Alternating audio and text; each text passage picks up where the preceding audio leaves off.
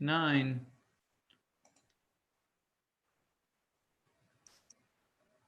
Look what that Hendersonville education did for you, Mayor. I can count to 9, 10. We seem to be missing 2 aldermen, Probably which is Steve okay Ryan. because that would get me on to another to more than 2 hands. Ladies and gentlemen, you are live. Thank you, Tina. Y'all, we're not going to get started quite yet. What we will do, though, is we will somewhat call a roll just to make sure that everybody can mute and unmute, but we'll wait for another second. So in other words, since we're live, we have to really be careful what we say. That's good.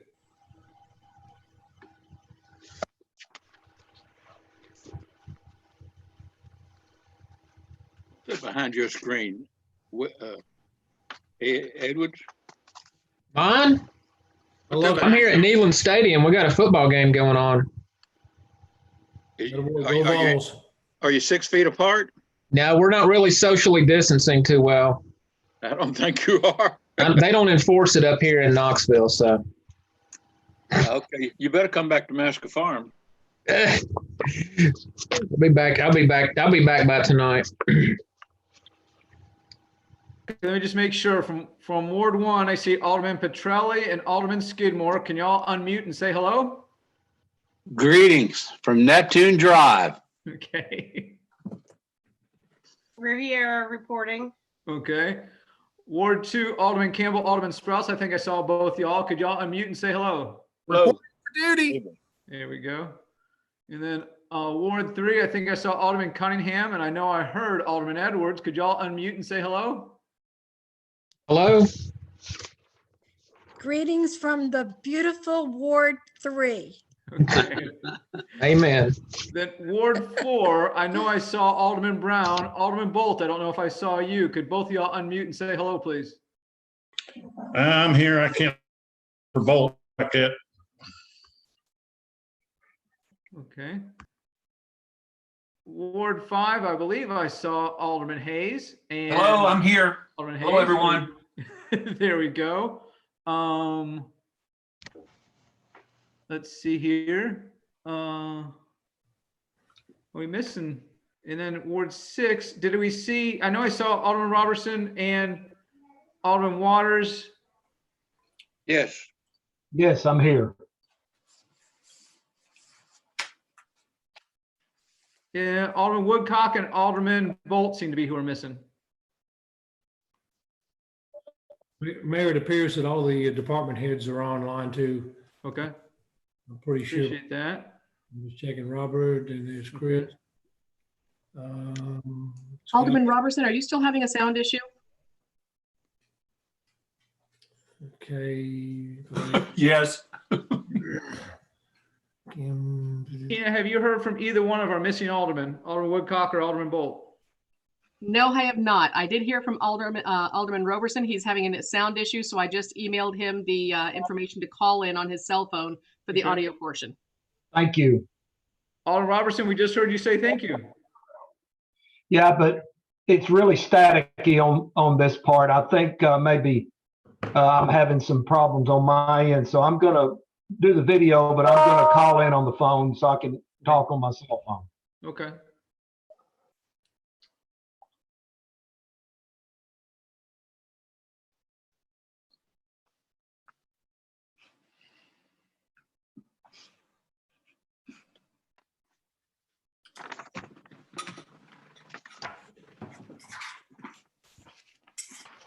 This is Bella. Hi, Bella. Hey, I heard her say hi. She talks. There she goes. Okay, I think, yeah, we got all department heads on. I think we're good there. And Mhm. several assistant department heads and directors and captains. I think we're good.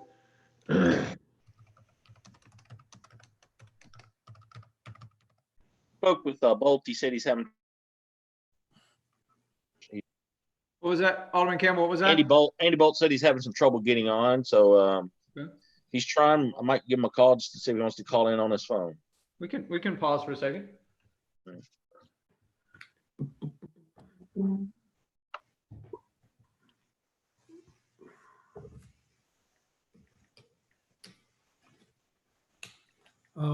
Was John Bradley on?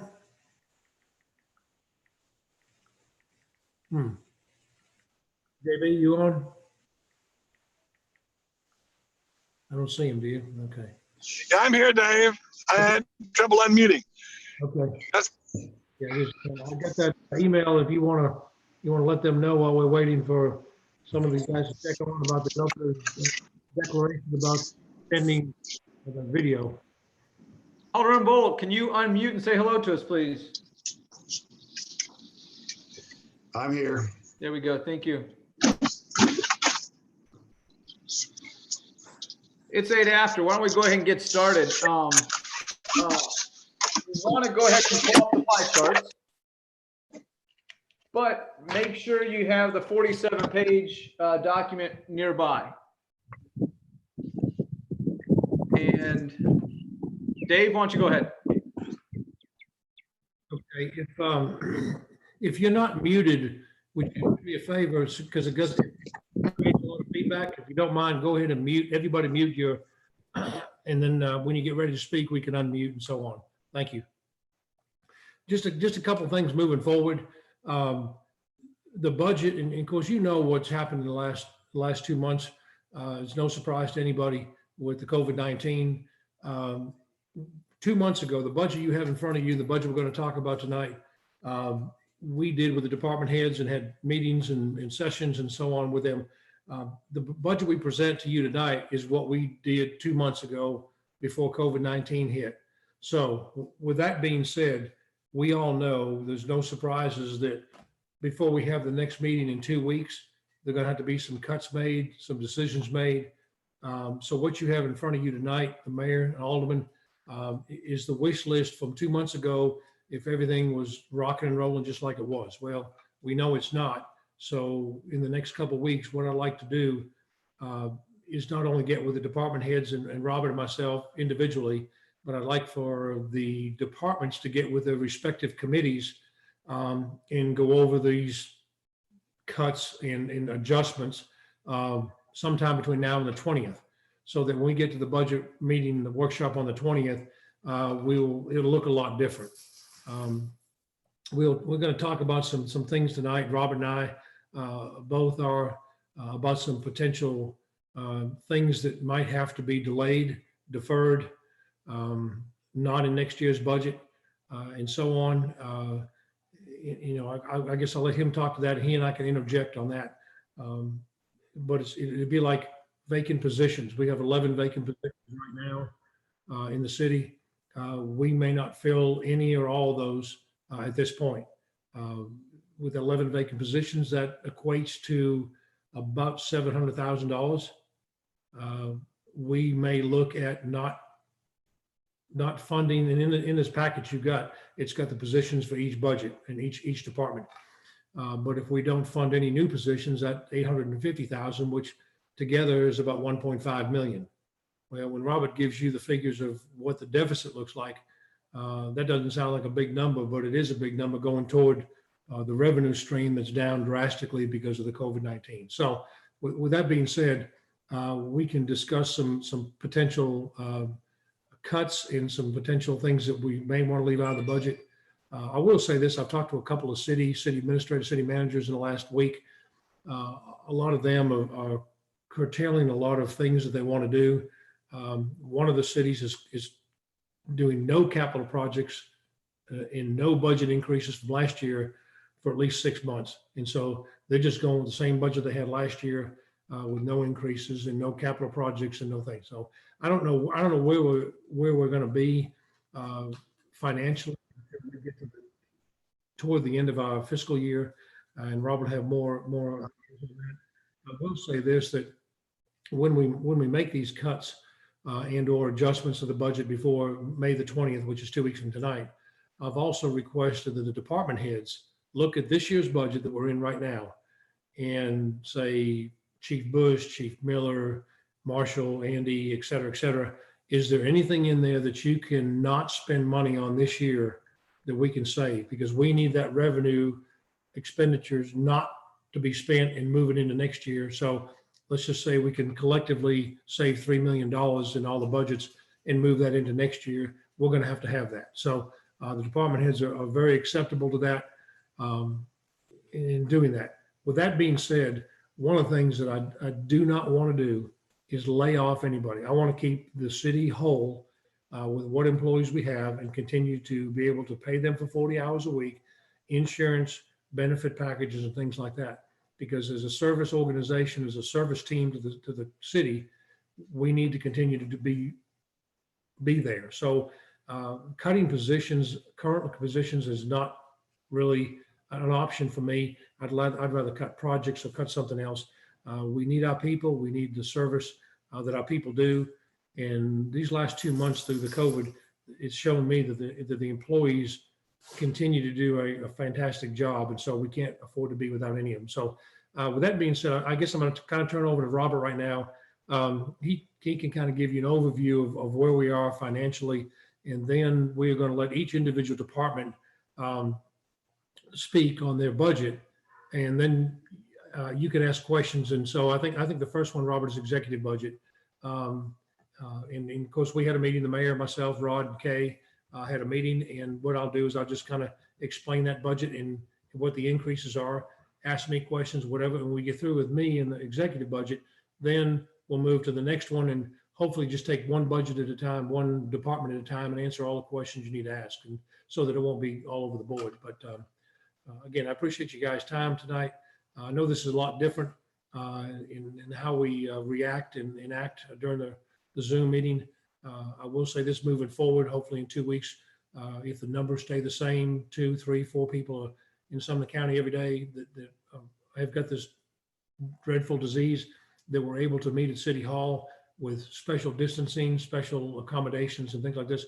Because I think the second workshop needs to be face-to-face. I think it's a lot easier for us to have discussion. So with that being said, Robert, I'm going to turn it over to you, and I'll answer questions in a minute. Thank you.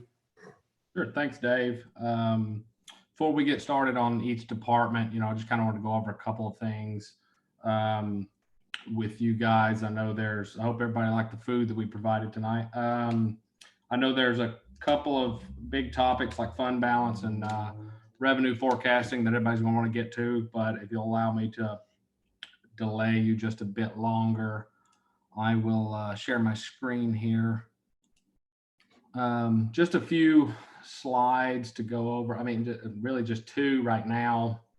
A couple later that we'll show for each department, but these two right here I think are pretty summarize very in a very 30,000 foot level sort of what our budget consists of. We are pretty service based, so it makes sense certainly that 73% of our expenditures are out of payroll. That's 41 million over the last, that's just general fund. That's just these departments. It doesn't count capital projects. That doesn't count other funds. This is just general fund numbers here. That being said, 73% obviously payroll, the rest operational expenses. That would include assets. That includes anything else. I mean, travel, all of our supplies, all of it, any of the contracts that we're paying for. Down here, kind of a breakout of what each department, sort of a piece of a pie, as you will, what each department is, costing the city, I suppose, but kind of I think of this more in terms of the services provided to, not to diminish any of these right here for services provided, but how much we're really allocating and breaking out here. The city as a whole, I will share one other document with you before we get into fund balance. Well, here we go. All departments. This is everything over the last 7 years, and a little bit of a projection into the next couple of years, just 2.5% to 5% increases. Just kind of showing you what maybe that'll be in 2022, depending on kind of the route we're going. This is requests just for the departments. This is requested this year.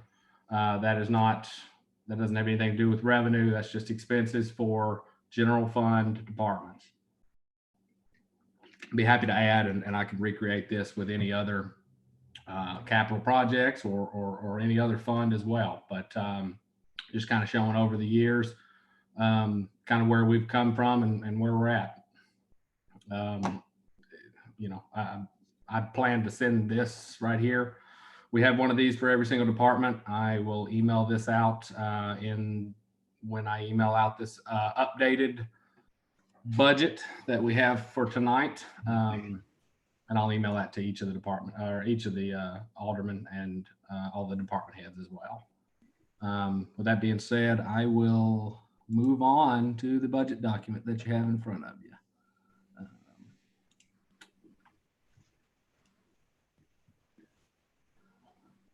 Hey, do you want me to start, Robert, with the executive? Well, I thought we'd do fund balance and revenues, and then we'd move into executive if you like. And then we'll Go ahead. I'm fine. Go ahead.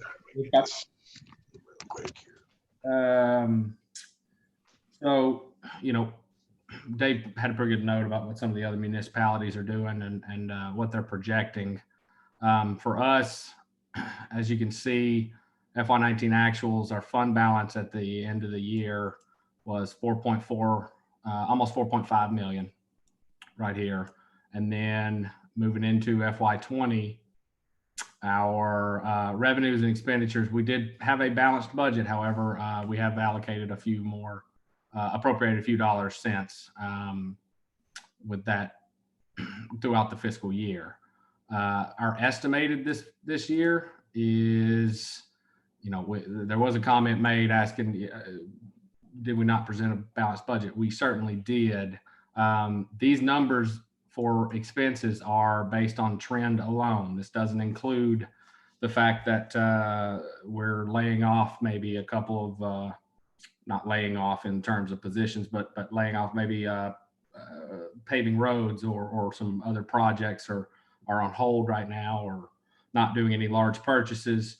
You know, that's really certainly going to help in lowering this number of our expenditures. However, guesstimating what that's going to be and what that's going to look like, it's going to get a lot easier over the next couple of weeks. So based on trend for the fiscal year alone, we would be overshooting our revenues by about 1.5 million. That's assuming the revenue loss in the next 2 months, the reduction at least. That would take our fund balance down to about 3 million. Again, we do still have to make, we have this resolution for our reserve for land preservation. I appreciate Alderman Sprouse pointing out that that has not been written yet. That is something we do at the end of the fiscal year. Since it is an estimate, it's pretty safe to say that we'll spend another $83,000 just in this resolution 2017 that the board passed and put in this year's budget. So starting out a little behind the chains there, just in trend alone, revenues are estimated to be collected around 50,195,000. We'll get into that in the next page or so, but all requests, all capital projects, all special projects, all debt service disposal in all departments, expenditures for general fund are 65,337,651 for a difference in revenue and expense of over 15 million, as you can see. Now, again, obviously that is without any changes, without taking out everything and any without taking out any cost increase requests or anything. So another note that I will make, this same resolution here, you'll notice the big difference between 83,000 and 653. An applicable expenditure for this is our debt service payment for the Beatty Farm. If the board so chooses to, if they were to so choose, we could utilize that to lower this 653 down to a $239,000. That would still suffice and meet the requirements set forth in Resolution 2017-43.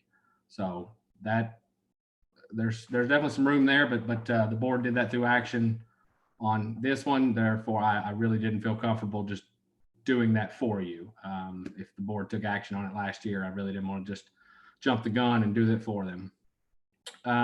Without any changes from Bowman quite yet, you'll see these are going to be pretty much the same across the board. That leaves us with a general fund balance of negative $12,744,000. That's a little worse than what you have in front of you. That is due to conversations we've had over the past couple of days. Department heads helping me out, checking up on some of their requests, ensuring we've got everything listed out in the next coming pages, and making sure that we've got everything just in this budget, that we worked out all the kinks before we get to budget workshop number 2. So just making sure you have accurate data in front of you.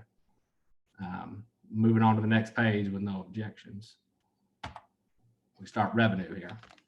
And I hope everybody can see this. I hope this is large enough. If anybody has any questions on this, I'm happy to, I see a raised hand, Mr. Waters. I'm not sure how to, while I'm sharing my screen, I'm not sure how to unmute you or do anything about that, but. Can you hear me, Robert? Yes, sir, I sure can. Gotcha. Explain to me again the difference in the figures here that we have before us that you sent out. Yes, sir. If we go back to that first page again, yeah, there's a lot of difference. Absolutely, there's quite a bit. But you just said why, and I misunderstood you. That's the reason I want you to. Yeah. Sorry about that. So essentially, part of that change is, Dave and I had some conversations over the past couple of weeks about what's probably best going into this fiscal year. But after I had compiled everything into a budget, we discussed it and thought it was best to put all requests in front of you guys, compile them, and sort of give you an idea of if we were to, without removing anything, without removing any new positions, without setting priority on your behalf of which, I certainly don't want to say what public works project is more important than another. I wouldn't want to do that on not being a member of the board. We'd want to leave that up to the Public Works Committee and the board. And then same goes for public safety. And we can get into it in just a minute, but the governor's local government grant is a good example of that. The listing alone for the governor's local government grant, even though Hendersonville's allocated 1.3 million, the requests came in at 2.6 million. Now, obviously, I'd be willing to bet we're going to get turned down for half that, because we're only going to get 1.3. But so, it's not our place really to pick and choose and say what should and shouldn't be in this budget. And so it's really been added back into this calculation, and all requests have been put as a part of this. So that kind of accounts for a large majority of this change. And then the other piece is few, just ensuring, make sure no mistakes have come through, making sure we've not left anything out. Okay, so that would make a change in a increased percentage, wouldn't it? Yes, sir. Because I'm showing 346 and it's now up to what, 4 something? Or 427,000 in negative. 427. Okay, thank you, Robert. Yes, sir. I believe Mr. Roberson had a question. Was that about the revenue or the first page?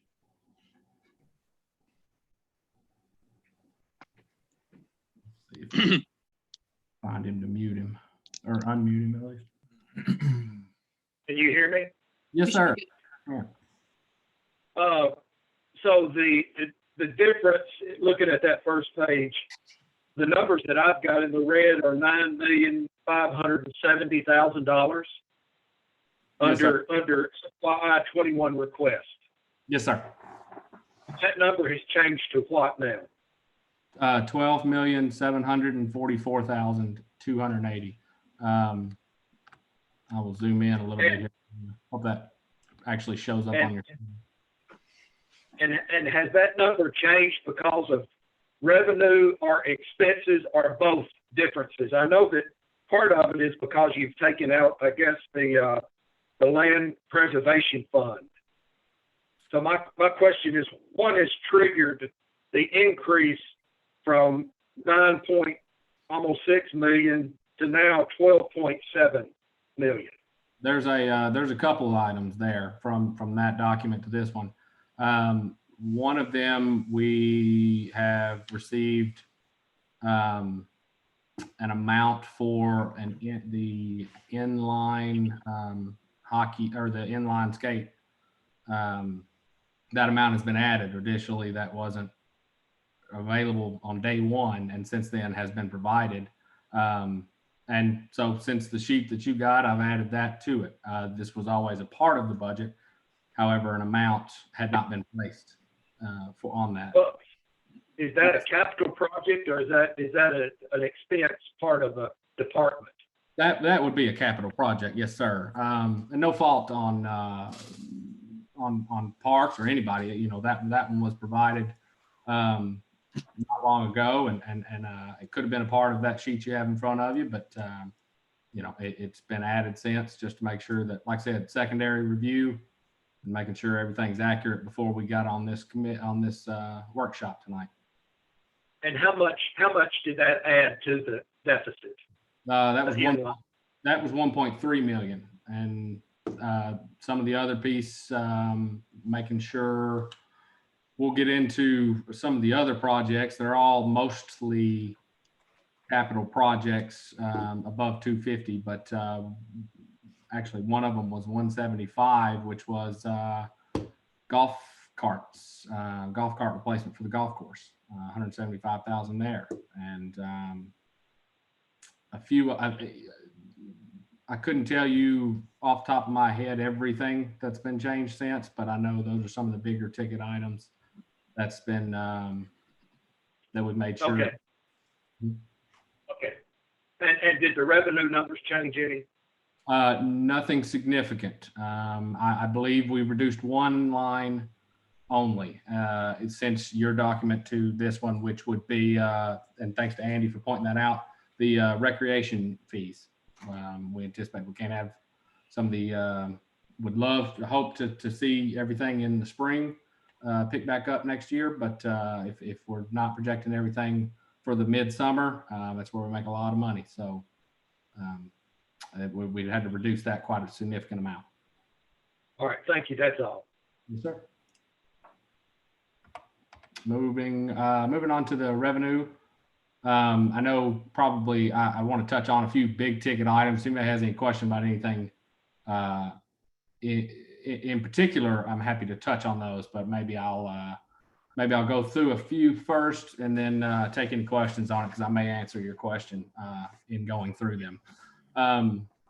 You'll notice on the right a lot of our percentage reductions here. I actually have estimated beer tax oftentimes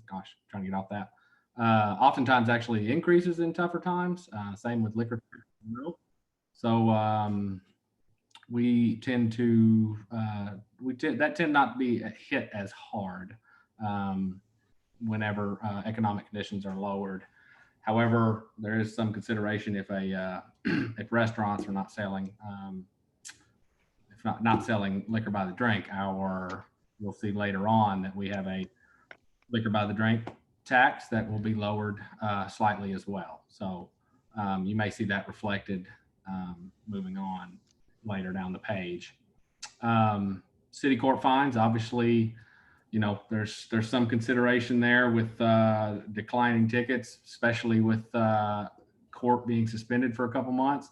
Most of that has been in this fiscal year, but not quite positive and confident that I could say that it wouldn't be suspended any next year. Now, I feel confident that we'll get back on track here coming in June and be able to knock out quite a few. But a delay like that and the hazards it may cause to some of our first responders in having that much contact and interaction with citizens, occasionally that can cause a decrease there. So certainly you can see 322 in 2019. So it's a fair estimate. We're still on track really to do that again this year. So that's with this year's reduction. So take into account, we'll probably reach 325 this year with some slower months at the end of the year. I think that's pretty good estimate for next year. Another one, obviously a big ticket item is going to be hotel motel tax. I don't know everybody's going to want to talk about. 150,000 is what we're looking at. Really hoping, and it certainly looks like later in the year we'll be able to pick things back up and everything will sort of rebound for the most part in the hotel motel lodging tax, and then certainly next spring as well. Not really sure what's going to happen with COVID-19 when winter comes around, but being as optimistic as I can, trying to find that fine line between being as optimistic as I can without being uncomfortably high on these revenues here. So anything more than 150, and I would be very uncomfortable trying to that number. See here, property tax is a heavy hitter, and that'll be on the next page. We'll hit one more. Codes hadn't slowed down hardly at all. You can ask Greg whenever we get to it, but he's been pretty busy. And during the last couple months, I think they've certainly they've paid the light bill a couple times in the city of Hendersonville. So things not slowing down. The only reduction here is a change in our account code. This was a budgeted a little high, to be honest with you. And part of that is split between permits and review fees. So this number was irregularly high just because it has those review fees now split out between them. So certainly not a reduction there because of anything economics, definitely more so the coding and accounting portion that you'll see right here, actually, 200,000. It was budgeted, but I think it was just just something that I'd be honest with you, it just overshot last year. Back to, I mentioned property tax here. The growth on this, I really think it's best, and I've not noticed this done in past years.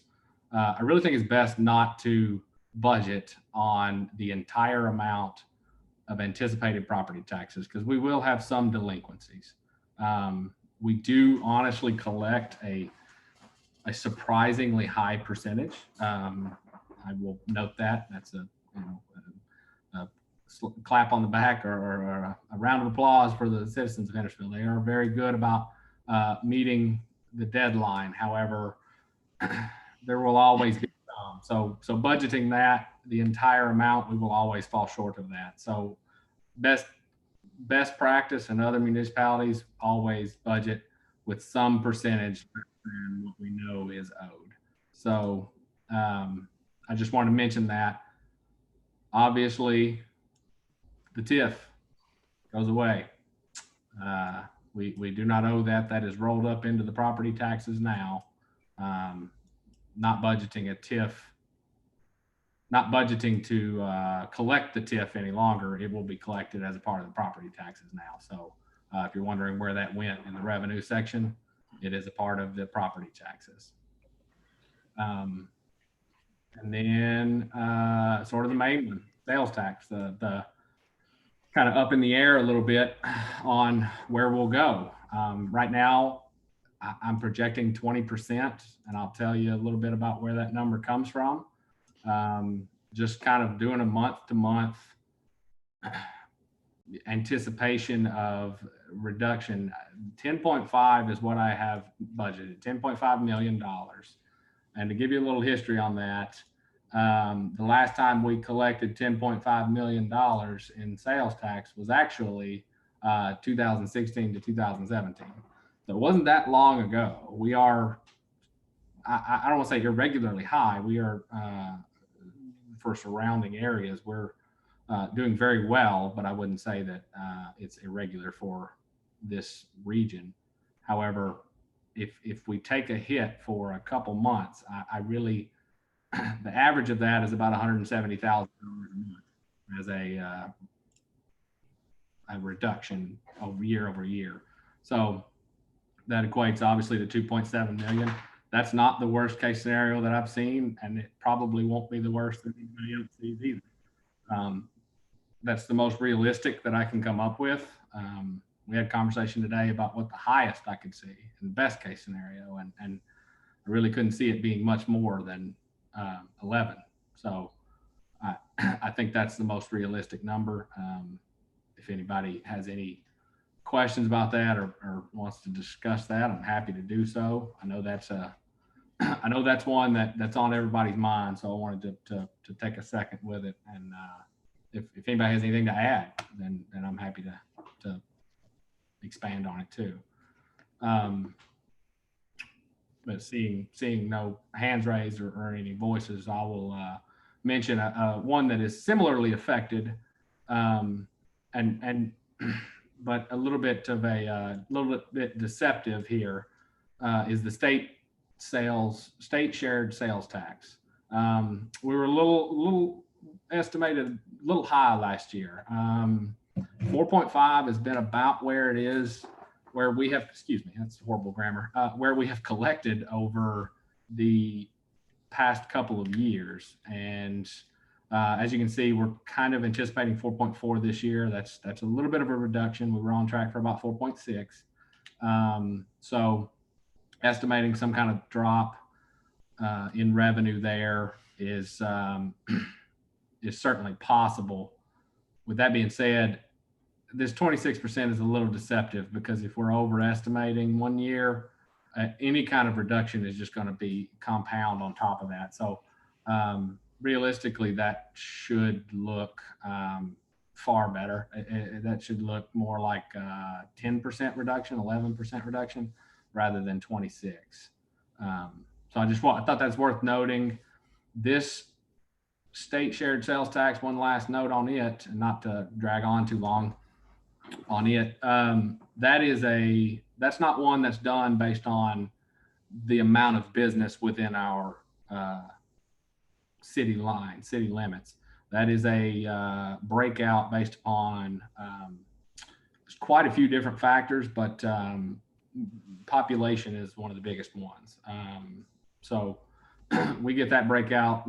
That's we talk about census and everything, but we get that breakout based on population. So if the state as a whole does well during this and is resilient, then state shared sales tax will be resilient as well. Knowing how fast we're growing and everything, we should be able to weather the storm on this line item pretty well. I will note one other: hall income tax. This will be the last year that we received this money. This has gone away. This is actually the 2019, if I'm not mistaken, I believe it's the 2019 tax returns, and we'll be receiving that this upcoming year, or maybe, excuse me, 2020. Sorry, I said that incorrectly. This will be the last year that we received this money, though. So it has been phasing out over the last 5 years. So moving on, unless I see any questions, this is the liquor tax that I spoke about earlier. We've seen that be fairly equivalent. I really think it's going to be okay. That one is sort of up in the air, because some of it is, I I believe that one is, sorry, I'm blanking right now, but it has nothing to do with the inside the limits. I believe that one is broken out by population as well. So should be fairly resilient on it as well. Moving on to federal revenues. This is kind of a, well, this is a grab bag and mix of quite a few projects that, to be honest with you, I would have to call upon a few different department heads to tell, but you'll notice that these will offset quite a few projects later on as well. The Fire Safer grant that we talked about is in Chief Bush's salary line items. That one's not actually in the capital projects that we talk about later.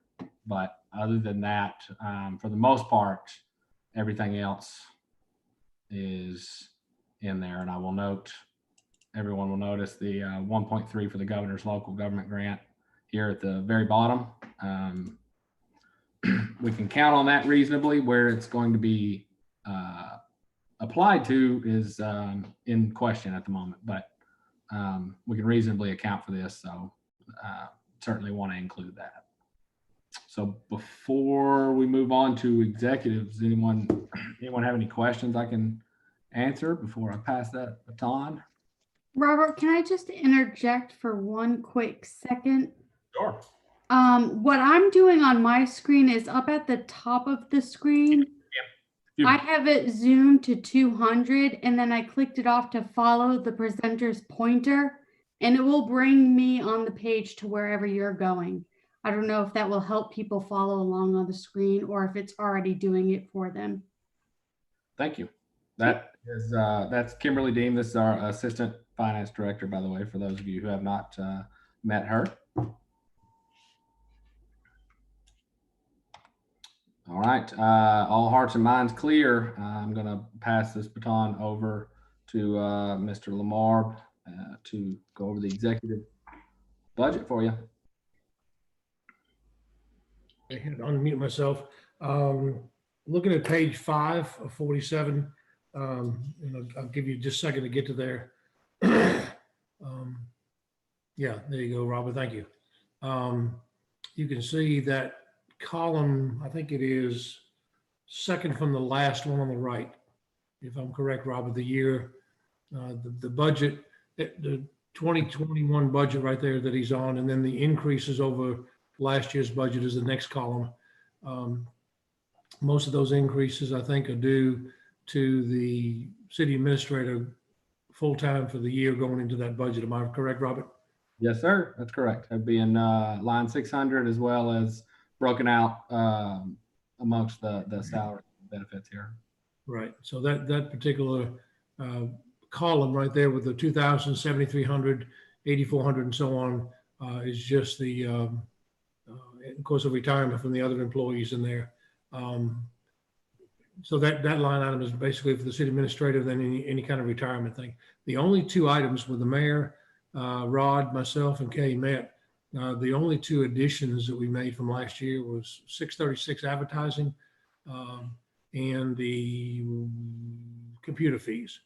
And basically it was the programs and the computer fees that were generated, and I think they were either split fees for Mary Beth through IT, or was a program that they needed in the economic community development world that we had to purchase. Maybe Mary Beth can expound on that when she gets it. The 9,000 was for advertising, and I think Rod's on here, and if he needs to explain that 9,000, there was some advertising that we didn't do last year, and we thought would be good for Hendersonville next year. Again, we don't know where these increases are going to go, but those are the requests, and those are really the only two requests in the executive department. Everything pretty much stayed status quo. Again, with the exception of city administrator and those two additions. So I don't know if anybody has any questions at this point for that. Like I can't. And I'll make a note. I should have mentioned this a little earlier, but obviously you'll notice salaries and benefits have been separated from operational expenditures a little bit here.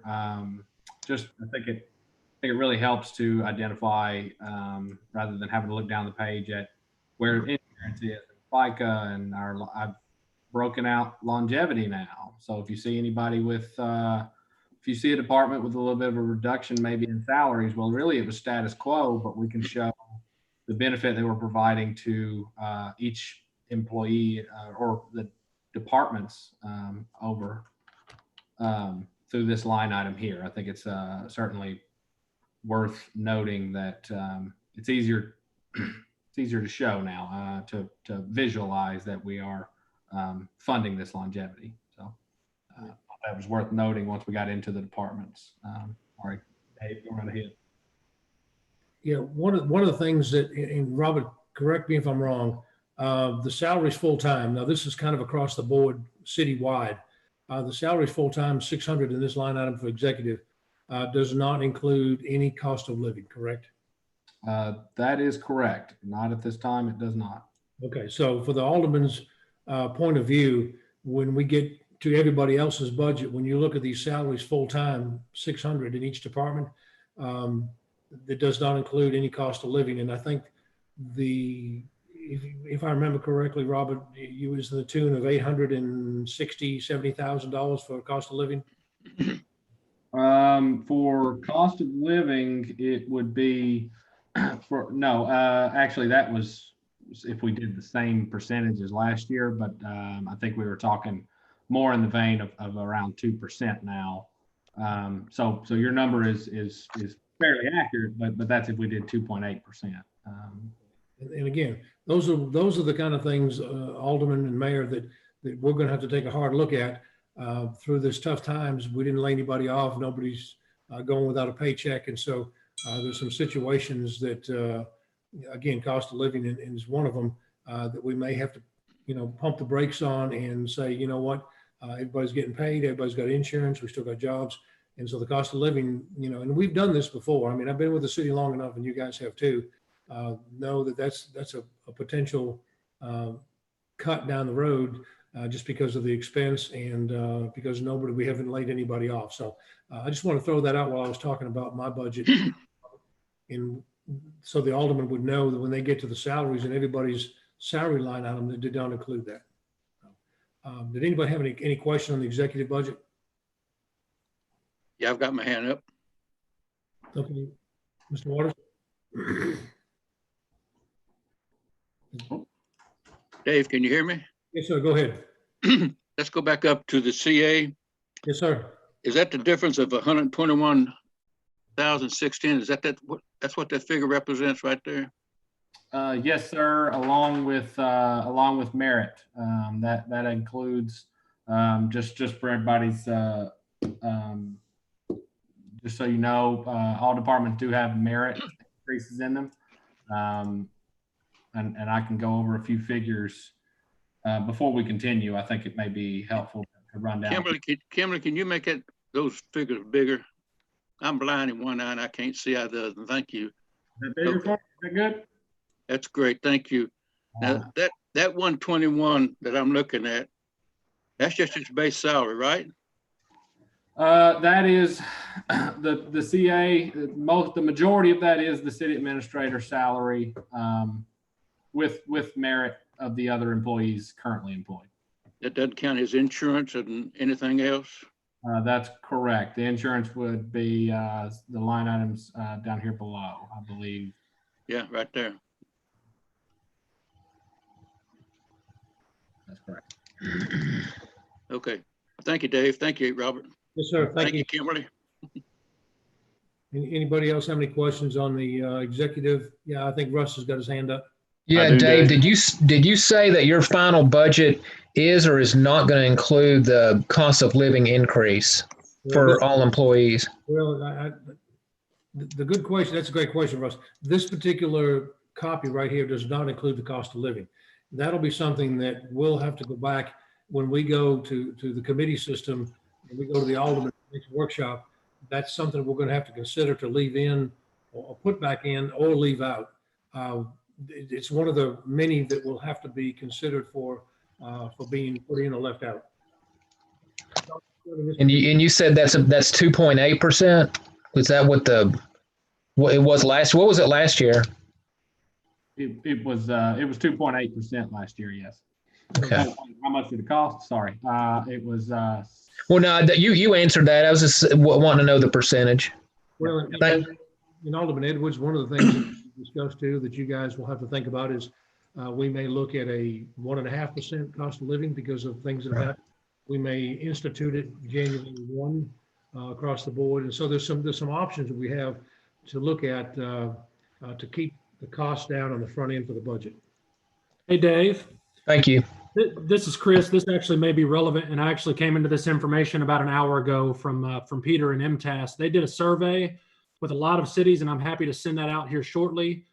With a lot of cities and what cities are doing and what they're trying to prepare for right now. And by the looks of it at this point, nobody has committed to anything yet in terms of cost of living or merit increases.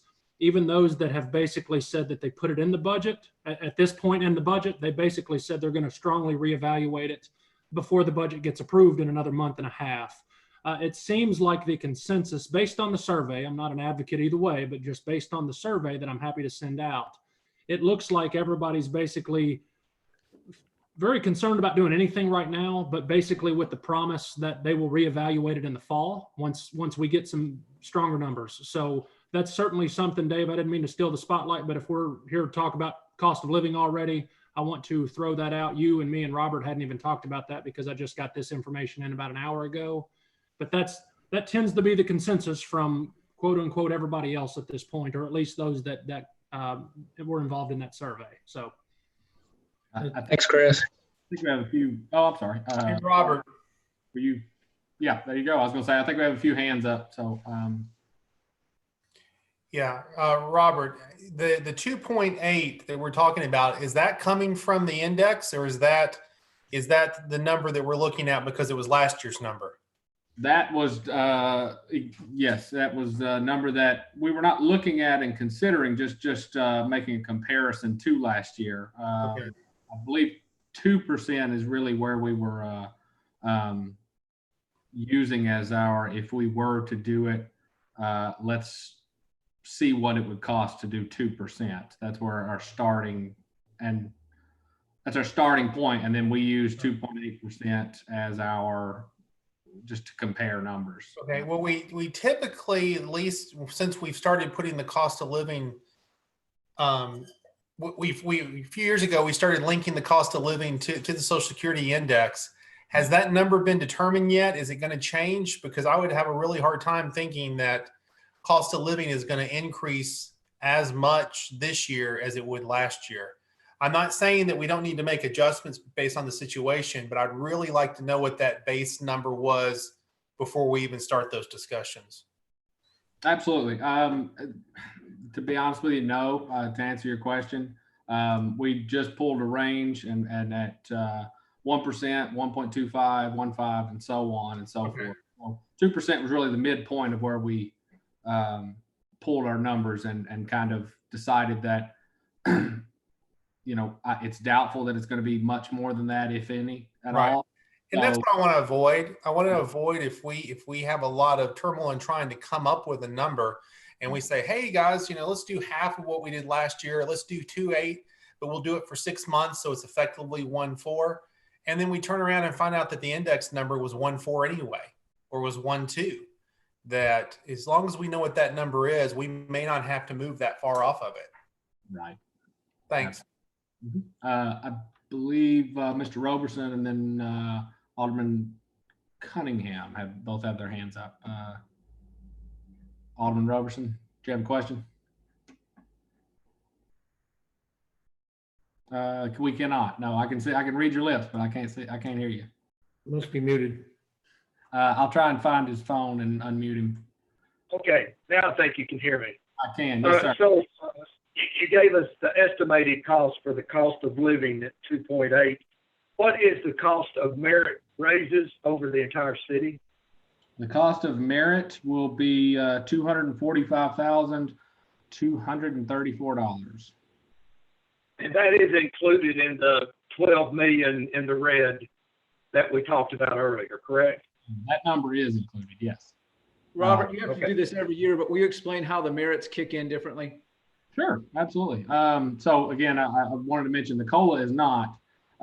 So yeah, we were we were kind of considering a range with that one, but merit is, and that one is a little easier to tie down at this time. The reason it's always lower, I mean, each step is generally very close to 2.5%. However, not every employee gets that. Some are at 18, step 18, and just cannot go up another step right now. And then on top of that, not every employee is hired on July 1. If I'm hired in December, I'm only going to get a half a year essentially, and that's only going to need to be budgeted for the half year. If I'm hired in July, we budget the whole year. But if I'm hired in March, we only need to budget about a fourth of the year's merit, 2.5% for a fourth of the year. Thank you.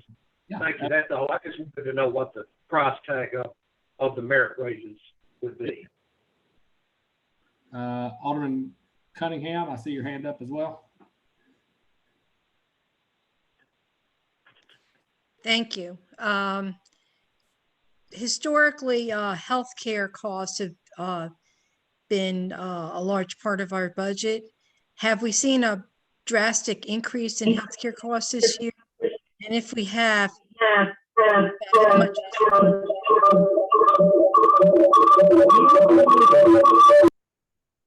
Sorry about that. Got muted. Go ahead. I thought we were getting invaded by the aliens. One crisis at a time. About how much of the budget is the total healthcare costs is this year versus last year? Well, I will talk about the cost in just a moment when we get to the department. But Mr. Taylor, if you would like to say a word or two, be happy to turn it over to you for a second. Yeah, can you hear me? Give you the good news. Yeah. I've got some fantastic news regarding not only just health insurance, but all of our insurances. We have really taken a step forward in terms of reevaluating some of our benefits that we want to provide our employees. I'll give you the Cliff Notes version at this point. We have been able to, originally Blue Cross Blue Shield went to us with a 8.08% increase, which for those of you keeping score at home is roughly $323,000 of an increase. I am pleased to present that we actually are saving $12,700 on health insurance versus what we're currently at. That is, we completely went the other direction. We basically sent out an RFP. We took some bids. We basically held Blue Cross Blue Shield. We held their feet to the fire and basically told them to give us your best option. We essentially negotiated that down. So instead of a $323,000 increase, we basically now have a savings of about $12,700. And for the first time in a long time, I guess, we are offering another tier. So we're basically, which I don't think you guys are too concerned about, but essentially for the employees, we are now offering a new option, which allows them basically to pay for an employee plus one person. Historically, if you were just an employee with a spouse, you still had to pay for the entire family portion. So basically me and my spouse would be paying the same amount as an employee with 10 kids, essentially. So we went back to the drawing board and we can, we are now providing that option as well. To give you guys a whole rundown, again, the Cliff Notes version of everything, we're upping the life insurance. We've upped the base life insurance for non-exempt employees from $30,000 to $50,000, which is very competitive. We've upped our exempt base life insurance from $50,000 up to $100,000. We are offering a new DHMO network, which is a smaller dental network, in addition to the traditional DPPO network that we've always offered. Robert, am I missing anything at this point? No changes to vision. Long story short, I calculated this right before we jumped on. With all these awesome benefits that we are now offering, we are basically spending $7,000 extra. Yeah. Keep in mind, the numbers I just told you were health insurance only was projected to be $323,000. So we are able to basically provide every one of these awesome benefits at this point, which is a step in the right direction for us to be competitive and to meet the market standards for an additional $7,000 total for the whole city. Right. Rob, So do you have anything to add on that, Robert? I know you're familiar with kind of what's going on. If I missed anything, so. absolutely. Well, I was just going to dip into the cost as a whole estimated. Obviously, there's some variables throughout the year, but the estimated cost of the health insurance, really to answer the majority of your question, is around $3.2 million, $3,169,000 to be exact. Great. That is an estimation. Robert, I think you're looking at the 4-tier rates. Excuse me, 3-tier. Yeah.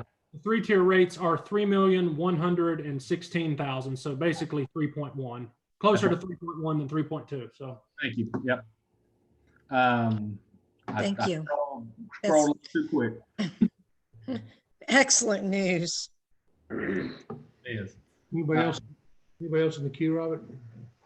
No other hands raised at this moment. I just want to mention, I passed that baton to Chris because that was, he's done an excellent job, and that certainly needed to be his information to share, all the work he put in. I've got a hand raised. All right. Mr. Okay, go ahead, Steve. Okay, you good? Yes, sir. All right. Maybe the elephant in the room, I don't know, but back when this board passed the ordinance to hire city administrator, it was discussed in depth at that time about salaries in the mayor's office, ECD, and the city administrator. A lot of conversation about if the mayor's duties were going to be cut, then salary should be cut as well. I know we said that would be discussed at this budget time. So my question is, was there any discussion when you all met? And if there wasn't, then I would urge the finance committee and those involved to have some type of discussion about that, as I think we owe that to the voters and the taxpayers. Is that what we said to do, whether we end up doing that or not? We did say that discussion would happen, and I would like to see that followed through with. So my question is, was there any discussion? My second one, my statement would be, I think we owe that to the taxpayers, because when we voted on the city administrator, even before we voted on bringing the interim in, that was a discussion several different times. So there's my question. I don't know who wants to answer that. So either Robert or Dave, I guess, or Jamie, if he wants to. I can answer it. When we had our meeting with the mayor, myself, Rod, and Kay, that discussion was not on the table. I thought it would be a discussion for the Board of Mayor and Aldermen as far as positions and salaries and money allocation. And so that discussion didn't happen when we did our budget process. Happy to take that to finance, though, Alderman Brown. I'm happy to put that on the committee. The only real discussion that has occurred with me involved was really just about letting the board and seeing how they're going to decide that, not in the sense that we were making a decision for the city. Okay, so that'll be a discussion for our next workshop, I guess. All right, thank you. Any other questions for the executive department? Okay, Robert, I think we can move on. All right. Okay, page, page 7 is the Human Resources Department. We'll pass that over to Mr. Taylor. No major notes from me on this one, but I'll let him. This right here, before he takes over, the only mention I will make is this salary is not for an increased position. You will see the reduction in this amount, or a similar amount, pending merit increases, a reduction in this amount from the finance side of things. So that is just a transfer of an employee. So we're making his budget whole. That's the catch up on that. So with that being said, I'll pass that over to Director Taylor. Thanks, Robert. Keep in mind, this is my first time doing this, at least in Hendersonville. So bear with me. I was hoping to hear some other ones, so I kind of got the flow. But since I'm second up, here we go. So no big changes. You guys can see from the operational expenses, we're actually turning some money back in this year. Peter's done an excellent job over the last few years, kind of what I call trimming the fat kind of thing. Not that our department's got a lot of fat. We're obviously the smallest department in the city in terms of probably in terms of budget and employees at this point. You know, rather than bore you, you guys are going to have a long night listening to everybody else. I will certainly turn it over for any questions, but at the end of the day, ours is pretty standard operating procedure. At this point, as most of you know, if not all of you, our department is so much based on what everybody else does. You know, if we hire, you know, obviously a couple years ago, Scotty put in for 17, 18 new firefighters. Well, we have to pay for all the pre-employment processing for those people. So, you know, for us, it's so much about what everybody else is doing. You can see the $51,000 item on 824, for instance. I won't bore you with everything, but that's essentially where all of our pre-employment testing and processing comes from. So that's basically to keep up with the trends, but we're very aware at this point that if we're not hiring a bunch of people this year, then maybe that number could even go down some. But again, happy to try to answer any questions I can. Our staff had a good meeting this morning about some potential areas that we're ready to come to the table on if needed to make some cuts, and I feel very comfortable with those. But yeah, happy to entertain any questions at this point. Yeah, I just looking at my notes, making sure I captured all the highlights at least. I don't see any hands raised at least, but I have been wrong on that before. So if I don't hear anybody, I will move on. The next page after this, it'll be page 7. This is the cost increase sheet. I try to combine everything rather than having 3 pages for each.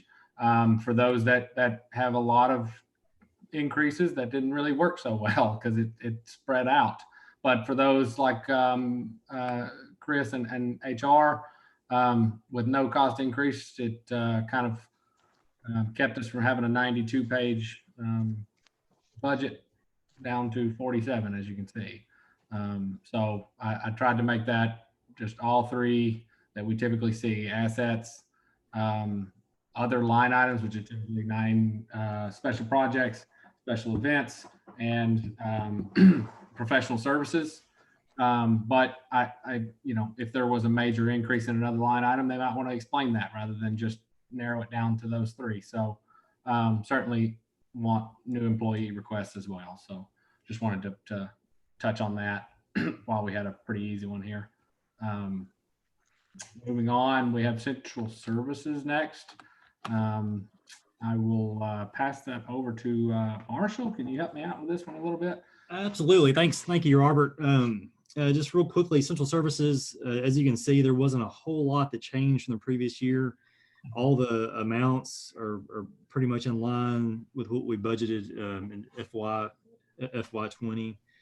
And then again, this is mainly just the operation of City Hall, the building, the electric bills, gas bill, water bill, just maintenance, janitor service, and pretty basic expenses.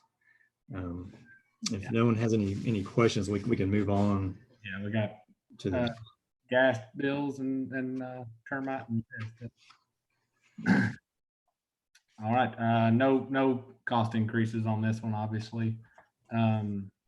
For F&A, this one, obviously, you can see the reduction that I talked about from transferring an employee who's really kind of doing a dual role between our departments anyways, since I've been here at least. So moving payroll over to HR was a very easy transition, I think, for everybody, and was kind of the right move. But our only increasing line item really is longevity, and we've just never had that before. We just kind of moved that out of the salaries line item, and other than that, we kind of kept it status quo. Hey, Robert, Alderman Waters has a question. Oh, yeah. Mr. Waters, let's see. If you're muted, I'll unmute you for you. Thank you, Robert. Marshall? Oh. Marshall, yes, sir. I can. Okay, go back up, Robert. Go back up to central services. On, excuse me, janitorial services. Do we bid that out every year, Robert, Marshall? Not every year. I believe it's a 5-year contract with a 1-year renewal. So, like for example, every year we'll evaluate the performance of our contractor or vendor, and as long as they're doing a good job, we'll just continue to renew that contract. I believe we may have another year or two left on that 5-year contract. I was thinking it was one more year. I think you're right. Okay. Thank you, Marshall. Thank you, Robert. Yes, sir. All right. Back to finance. I just have a couple notes. Audit prior year. The expenditures, I don't know where this number really came from or how it got in there, but by the end of it, this is the cost of our audit currently. So I don't anticipate that raising any, but certainly don't want to under budget for that one, if at all possible. Other than that, my other main request, just postage expenses going up typically just because that is about how much it's costing now for sending out everything for from checks to property tax information, and just trying to keep up with the rising increased cost of mailing everything out. However, I do expect this number to go down as we transition to a new system and doing more and more ACH payments, and getting on board with that. That paper check we'll see that go down quite a bit, so we won't need to mail anything out anymore. Professional services, this increase is for one or two. I see some hand raised, and I'll be happy to get to you in just a sec. My request is for a couple of items, a couple of things. One of which we have years and years and decades of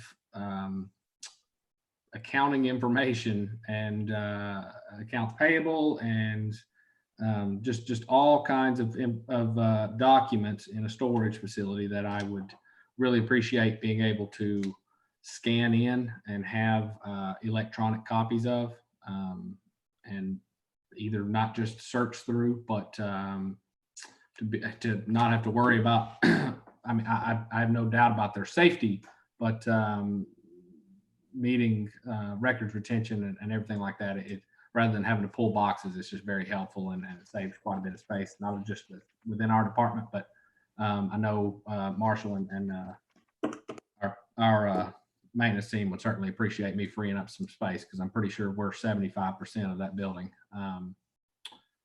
Other than that, replacing some computers that are just outdated, and trying to get printers and scanners to get on this new accounting system. That's all in finance, but ultimately a reduction between increases in operations and the reductions that we've had here in our salaries. I think Chief Bush has a question. Yes, back to central services. I raised it back then. I guess you were on a roll. So yeah, I apologize. No, it's okay. No apology needed. We were talking about janitor services. When we get to my line item, ours is completely out because I thought we had a discussion early on about trying to get everybody together and use the same company instead of using different ones. So I just kind of wanted to leave that out there too, because I think Mr. Waters had asked about the same question. I don't know if this is a year to do that, but we certainly would like for the current company that you're using to bid, because the one that we went out to bid with, it's doing the Beatty House, it almost doubled what they're wanting to charge.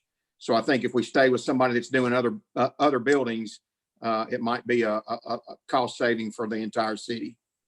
That's all I got. Thank you. Absolutely. Thank you. Thank you. Any questions before I move on? Any questions about finance or anything else we've talked about here recently?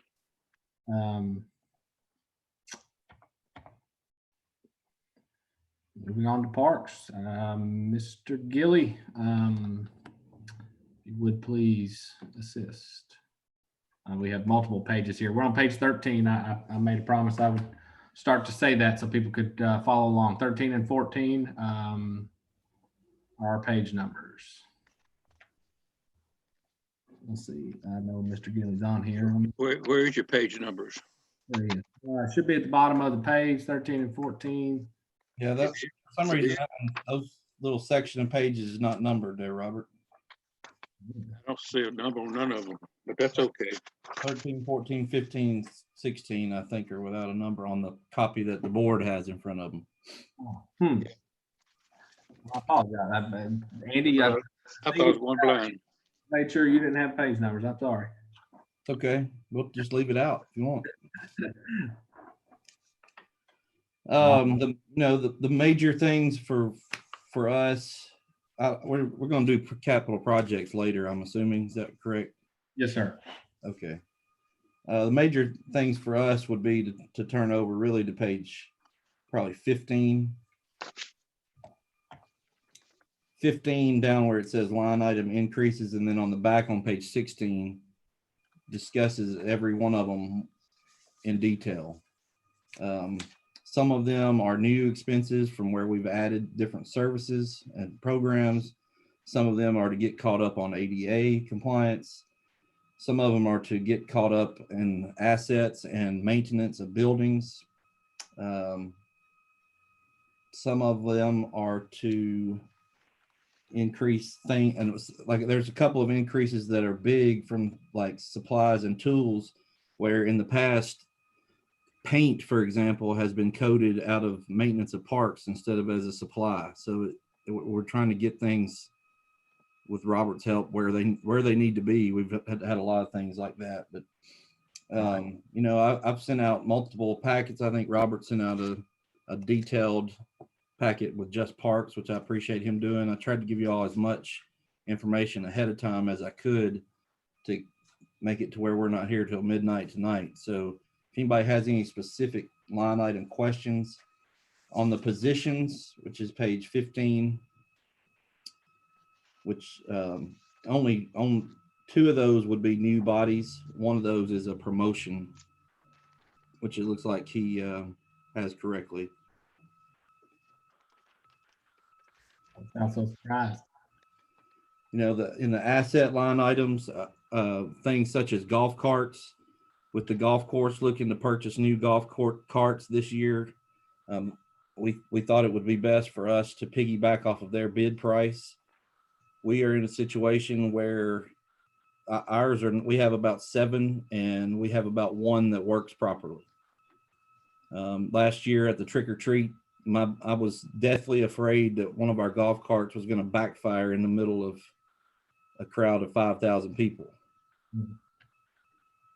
I think Mr. Lamar can attest to that. The golf carts at the golf course are probably 7 years old. The ones we had were given to us the last time the golf course bought carts. So that makes them 14 years old. I think Alderman Sprouse has a question. So if anybody has any specific questions, I don't want to read. I don't want to sit here and read to you. Alderman Sprouse?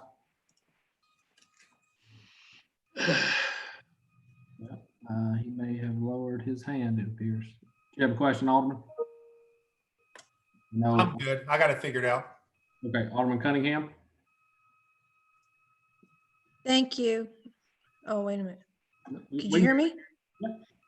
Okay, Andy, Yes, ma'am. have you included a budgeted item for the hometown jam this year? Yes, ma'am. It's included under special events. Okay. I can, to be honest, my recommendation for the lodging tax for this year, with us budgeting only really right now 150,000, my recommendation would be to use that to cover special events in the parks, to let us try to recruit and maintain things that we've got to get back once we all get back to some kind of normal. And that would be one event that would be included in that. Okay, thank you. Yes, ma'am.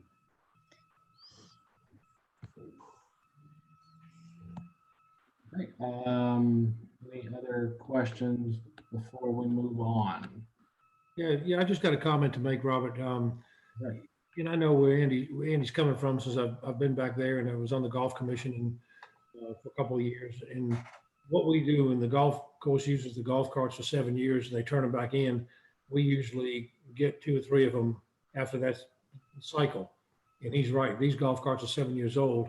We got those golf carts 7 years ago and they were already 7 years old. So I think it's probably time at some point, hopefully it's this year, that we look at buying some new golf carts, and then we can just kind of recycle those golf carts when the golf course does theirs. And because the number of events and things going on, we just need good transportation in the park without pickup trucks and bigger vehicles. So that's one of those expenses that I think we're going to have to bite the bullet in his budget at some point in time. So just a comment. Thank you. Alderman Cunningham. Thank you. In reference to the golf course, golf course and them purchasing the golf carts, if I'm not mistaken, can't they use their line of credit to be able to do that now? And how much is going to be the total cost for that? Thank you. They would do that. The line of credit was set up to cover operating expenses. In the past, the city has done another special line item for golf carts and set it up basically the same way, where they would be paying back $36,000 a year, I think, for 5 years until those were paid off. Okay. All right. Thank you. Yes, ma'am. Okay, I see no other hands up. So we'll move on for the time being, unless anyone would like to ask questions. Okay, next is IT, information technology. Mary Beth, I will turn that over.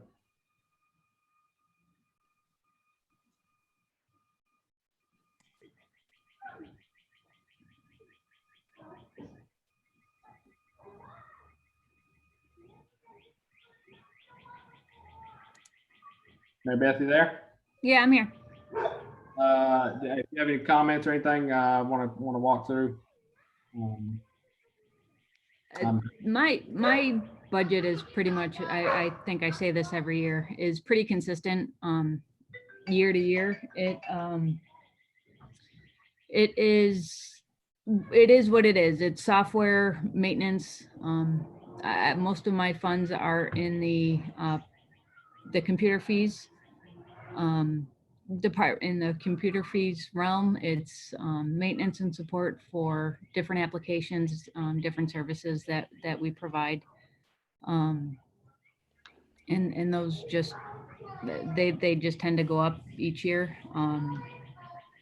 The only 2 things that I budget the standard for the year, and then I add projects, like special projects. And this year we've got 2, one for the cameras in the main meeting room at City Hall for the board meetings, and then a second one for the security cameras inside and outside of City Hall. So those are the 2 projects that I budgeted for this year. In addition, Mary Beth, we did add back all the requests for positions after the meetings the other day. So the GIS technician is in the budget as well. Sure. That the GIS person, again, a lot of much like the business analyst position, my department services all the other departments throughout the city. And the GIS is a position that is needed between public works, planning, codes. It's a position that we lack. We could do a lot better publishing maps to our citizens and businesses with just different information for permitting to stormwater to planning. That one person would be able to be utilized throughout all the different departments. And I talked with Keith in planning. We weren't sure what department that it should actually fall in, but because it is, this position would be used across different departments. It just made sense to put it under IT.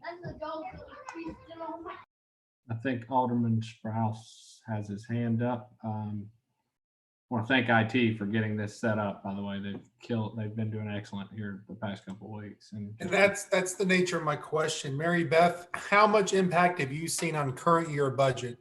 I assume you're having to buy some additional licenses for Zoom and things like that. And how does that? I'm sorry for cutting you off, Scott. The Zoom license is actually the one that is coming out of executive right now. And it looked like he budgeted, there was 1,500 in there. I'm not quite sure what that all encompasses, but I know only 150 of it was used for Zoom.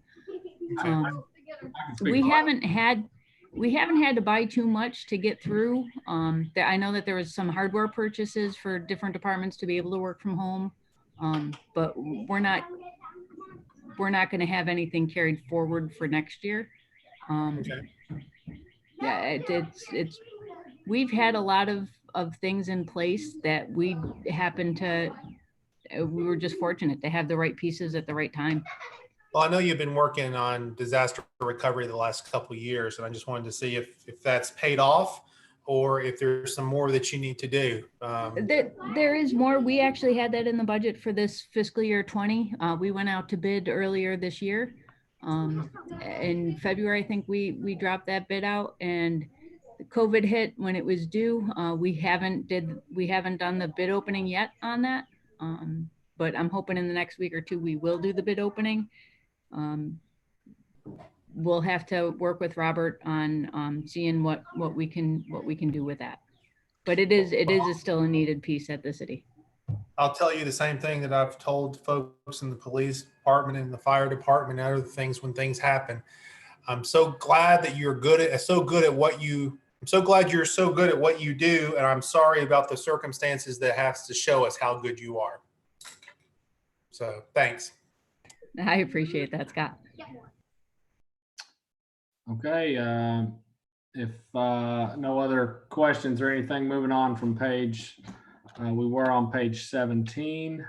Page 18 is the IT request for cost increase detailing their increases, and page 19 of 47 is central administration. This is kind of, I can talk about this department. Well, not individually, I can't, but I have a few notes before, see if Dave or anybody else has anything they want to note on it. But number one, this is where we typically see our property tax TIF payment. Obviously, that's gone away for this fiscal year, but you know, we also put a lot of our insurance here, a lot of our liability, our workers' comp payments go here. And obviously this is where the aldermen get paid and the city attorney and the judge. I don't know if anybody has any questions on this or anybody wants to make any other comments, but for this one really is just dependent upon the 734 retiree medical, that only reduction, that's another note I need to make. That reduction, this account has not reached over 150,000 in the last 5 years. So I felt it worth reducing, just knowing everything that's coming on and everything. I mean, I felt it at least reducing a little bit, but you know, we haven't reached 200,000 in the last 5 years. We haven't reached 150,000 for that matter. So, you know, that's one that was just based on trend. The others are pretty steady and pretty status quo, actually. If anyone else has any comments or questions, I'd be happy to field those or move on. Okay, so page central administration, page 20 is the cost increase. No major cost increases there. But page 21 is the codes department. Mr. Story, would you like to take over for me? Sure. not a whole lot here to look at.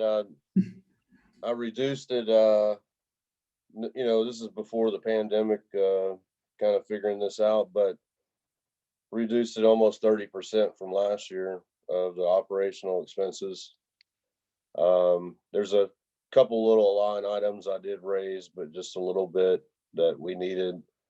I discussed with staff before I presented this to Robert, and then Robert did help me as far as coding, using the correct codes that I guess, we weren't using before.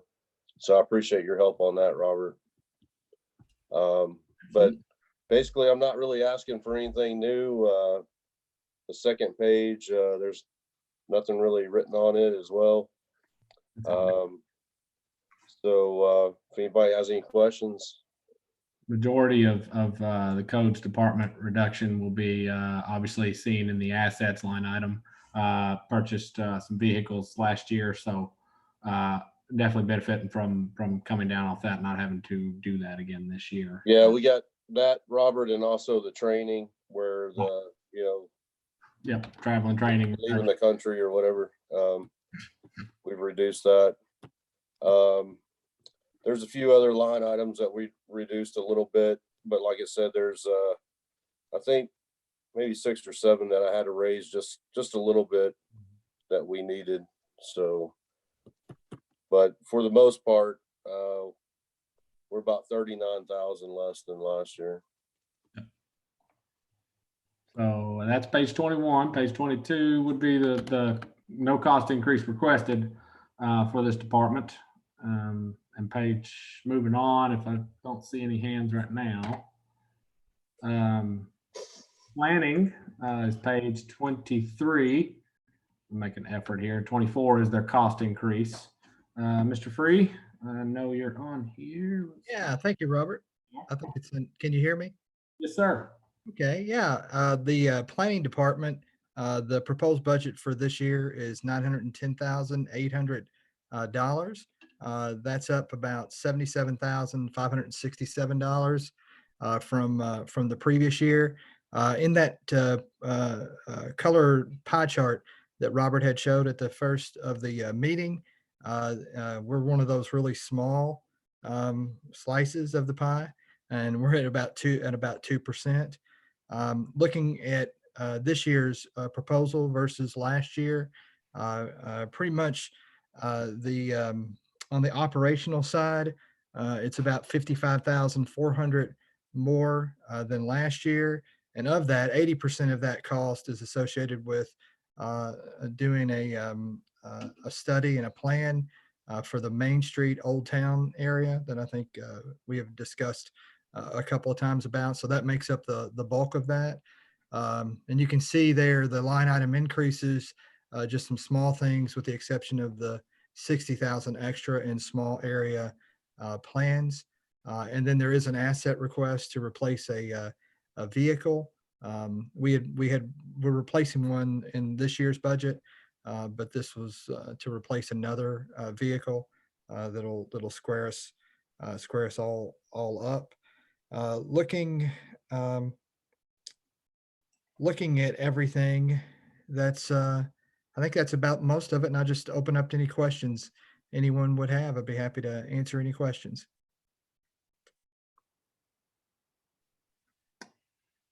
All right. Heard somebody. All hearts and minds clear. I will move up. We got one for Alderman Petrelli. Go ahead, Alderman.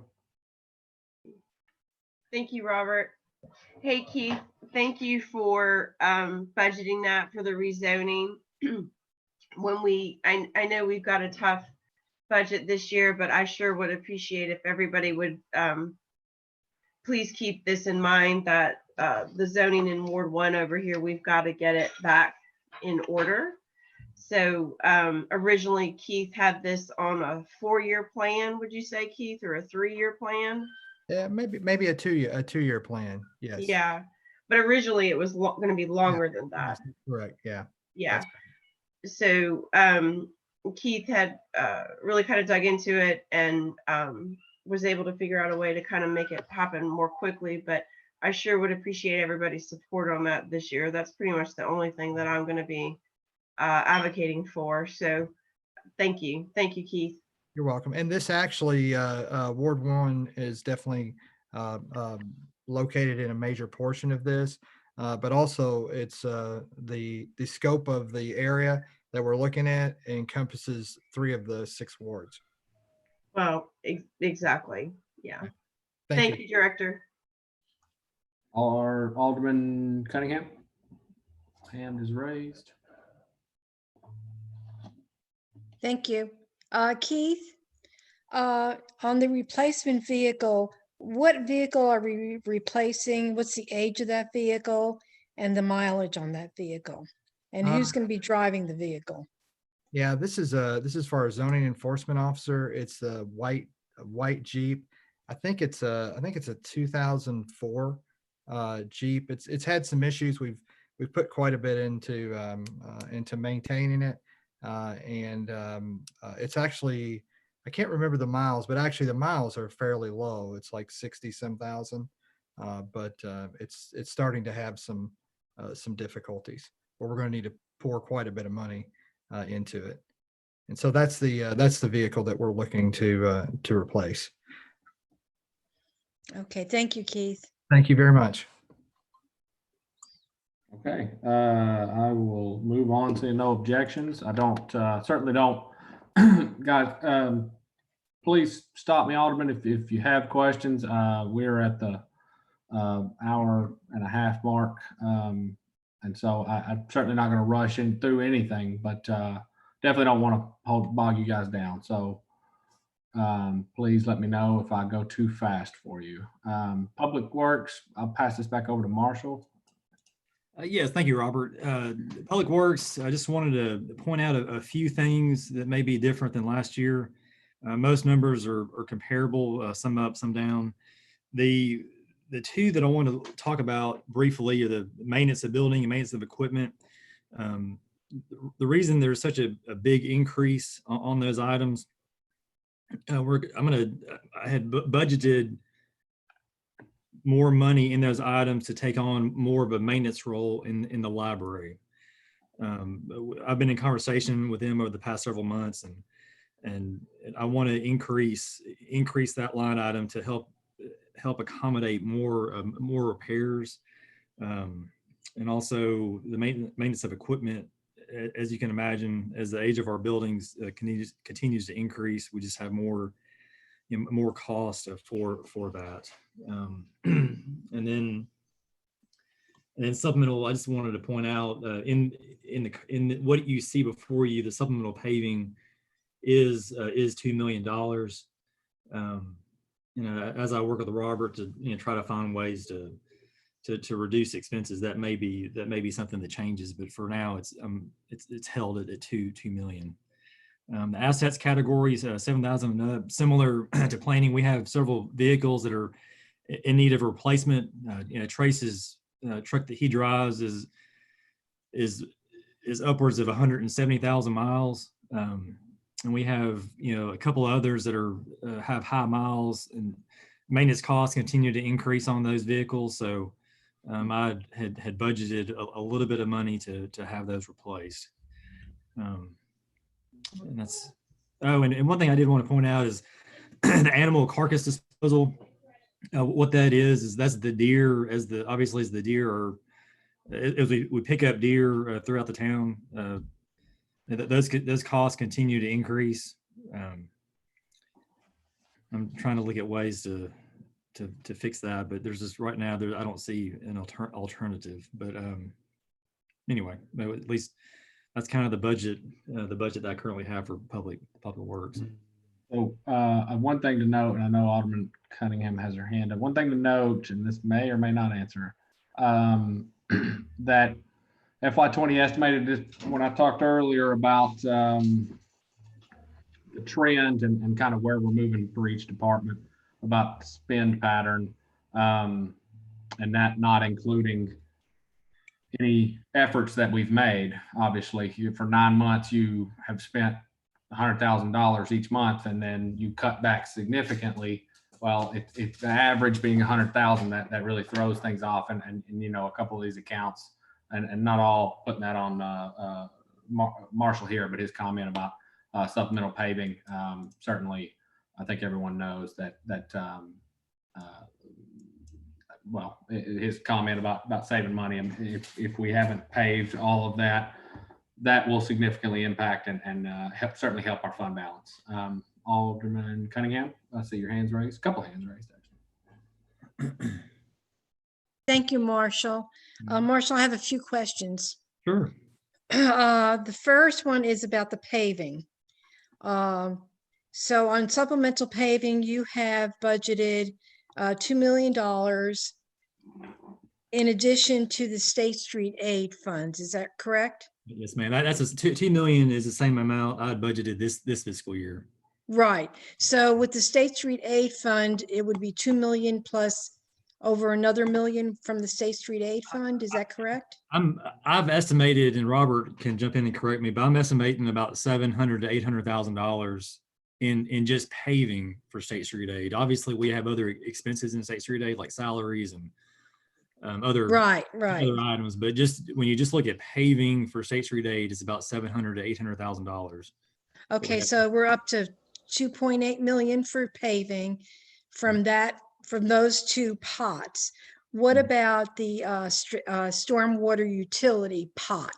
How much of that is going to be devoted to paving this year? Well, certainly, when you think of stormwater, it's hard to there's some projects that require paving. Obviously, when we replace a pipe, you know, we have to go in and repair the road, and there's paving with that. But there's never I've yet to encounter a project where we have just paved. Right. I understand that. Right, and had not some aspect of drainage with it. So it's kind of hard to. Well, just an educated guess. I mean, is it 20,000? Is it 150,000? No, I would guess when you look at paving, it's associated with drainage projects. Mm-hmm. I would guess it's in upwards of maybe $200,000 to $300,000. Okay. Right? Yeah. So 200 to 300. Yeah. So we're well into $3 million for some type of paving project, either associated with State Street aid, the general paving fund, or stormwater utility. I would agree. I would agree with Okay. All right. Well, that gives me a good idea, a pretty good idea. Now, on the study that was done several years ago, there were certain priorities for paving projects. You know, the streets were, listed as good, fair, poor, very poor, dangerous. Are we following that study when we spend our paving budget? To some extent, I'll try to kind of explain how we do that. We, when I say we, the public works staff, myself, Trace, Sarah, we will, we'll come together. I'll have Sarah pull the road that were identified in that study that were in need of paving. Trace he'll go out and just obviously drive the streets as he does every day, identify the roads that are in need of paving, and we'll, as a staff, we will compile, using that as a tool, we will compile a list of roads that are in need of paving, and that's what we brought before Public Works last year, and that's what we execute as far as the roads that we need to pave. And obviously, when we get those roads, when we get those roads paved, we update our database, with that work that ultimately helps the overall average of the score go up. But we use that study as a tool to help us decide what roads to pave. Okay. Do you take into consideration during that decision-making process how frequently those roads are traveled?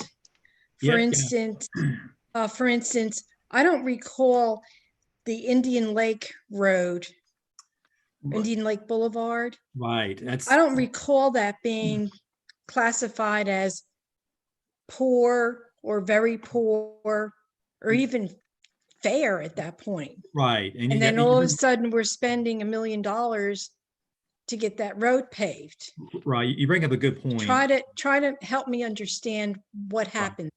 We, the statement you made about the volume, that is something we consider, and we put a strong consideration on that, meaning that, you know, obviously the more volume a road has, for example, like Indian Lake, you know, Glenbrook, Indian Lake is the single busiest road we have in the city. And so that plays, you know, when we evaluate roads, that plays a part, a major part in how we consider what roads to pave. And so obviously paving that road has more impact on the people traveling that road as compared to like a neighborhood street. Not that they're not all, I mean, all roads are important, but when you're trying to, you know, look at how that affects the city, you can affect more people with paving Indian Lake as compared to a neighborhood street. And that's why, and you're right, it was not identified in the study to be paved this year, but, and that's why I took it back before Public Works Committee to I guess, to garner their support in expending funds to pave that. But it was something that staff considered, and you know, we identified that road. We felt like if we waited any longer, it would be we just felt like we couldn't wait any longer to pave it. Okay, all right.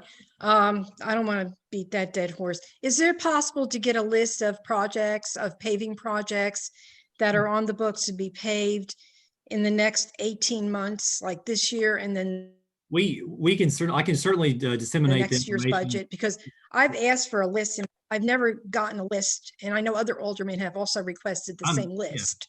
I had no intention of withholding that. I didn't think you did. I just think that probably you didn't have the list prepared yet. Yeah. Well, we have the list, and I'll be happy to share that tomorrow. Okay, great. Thank you so much, Marshall. That's all I had. Hey, the next one to have raised his hand, Alderman Edwards. We have about 4 more after you. Yeah, I just have a quick question, Marshall or Robert, anybody. Where's the projected funds we're supposed to get from the Anderson Park development for paving? Is that even factored in here in the budget? Yeah, it's not included in my budget. We probably need to put that somewhere, because aren't they supposed to pay $260,000, I think, the end of July? And we'll have to do an appropriation to amend the budget to include those funds. But you're right, though, that is a pretty big amount that we're going to get. If it's end of July, we can add it. I can add it to this one as between now and the next budget workshop. I think it's 90. I think, Keith, is it 90 days from the time they recorded they approved the FDP? I think that's right. And Robert, I'll get you that number. I thought it was like 288,000, but I'll see that tomorrow. My thought, 90 days plus 288. You're both right. So, but I'll send that to you, Robert. But that's just the initial payment. Then we're going to be getting more. I guess that's hard to predict how much more in, I guess, impact fees. There's definitely a lag time between just take, for example, the last time we had a very similar project, there was quite a few months between the initial payment and then a material amount of revenue coming in. By that, I mean, we might have had, certainly it's nothing to scoff at, but a couple thousand, 10 to 12,000 that first year. And then after that, the second year, but that doesn't mean to leave it out. I certainly will add it. My understanding was that check might be here before June 30th.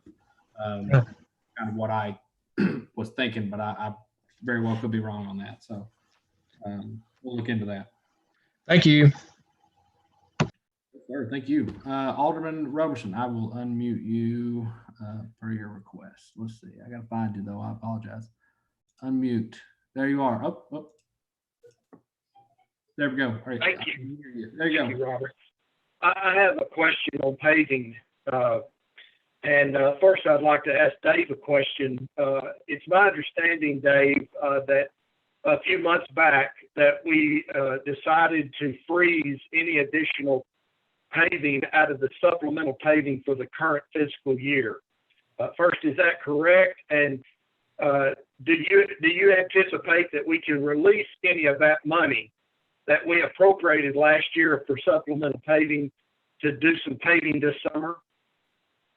Well, yes, to answer your question directly for this year's supplemental paving, Alderman Robeson, I've asked the department heads to stop spending any huge capital money, and that was one of them. So we've just put a halt on it because we don't know. Again, the reason for this workshop tonight is we don't know where we're going to be for next year. And it may be a situation where we hold up on the $1 million for 2 months and then roll that back into the budget and then do the $2 million next year and do the paving. That's going to be a decision you guys are going to have to make. We're going to have to bring to you some figures of what cuts we want to make this a balanced budget. And that was just one of them. Yeah. Now, Marshall, I have a comment for you. If the $2 million that you have in your budget for paving is cut, is there any way that you could outline to us the roads in the city that will not be paved by a reduction in that budget so that we can evaluate the impact? Yes. What we can do is that I can take the paving list that I have now, and it may take me a few days, but we can assign an estimate value for all those roads remaining. And then we can determine, kind of rank them in order. And then we can determine at what point, at what point, what roads we will not be able to get to. I can. Yeah, I just, I love paving, and to use a parody, I love the smell of paving in the morning. But I just, the requests that we get in public works from aldermen usually have to do with paving requests that they have received from their constituents. So I'm going to be an advocate for trying to put in as much money in this budget, as tough as it's going to be, in for paving, because I think that that's what the citizens that I talk to, that's their main concern, or one of their major concerns is paving. And we've made a lot of success this year. Public Works Committee has made some recommendations, and I think we are making progress. So I just would like to see, if that number is cut, I'd like to see what impact would be so the roads, so that we can have that and understand what the actual impact in paving will be, instead of just numbers, but actually roads that we won't be able to pave as a result of either eliminating or reducing that budget. Thank you. And Alderman Robertson, one of the things that, let's just say we have $1 million supplemental paving we put a hold on right now, and we roll that back into the budget because of the COVID-19, and we're $3 or $4 million behind, which we probably are or more. And then there's $2 million in next year's budget. The Board of Aldermen, you guys can vote to roll the $1 million from this year back into the budget and save that money, and then say instead of $2 million next year, we're going to go $1.5 million. So all the figures that we're talking about are relative when you guys, the aldermen, vote on what you want to cut, what you want to leave in, what's important, what's not as important, what capital projects are. So that's the reason for this discussion tonight. It's a great discussion, by the way.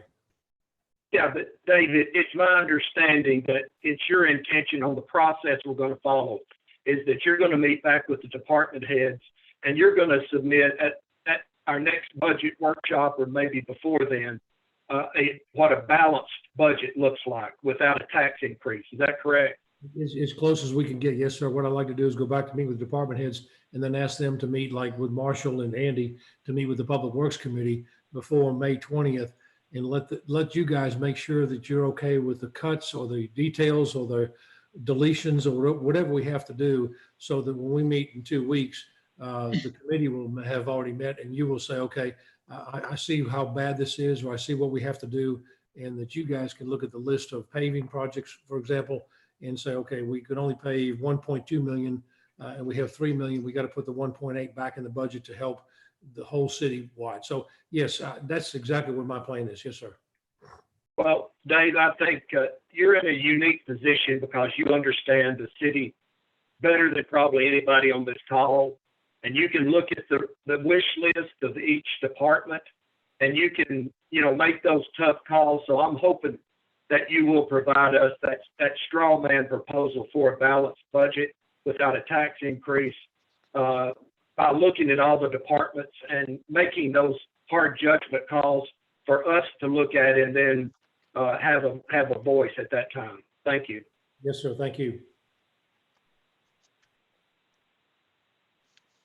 Okay, I believe next in queue is Alderman Bolt. Excuse me.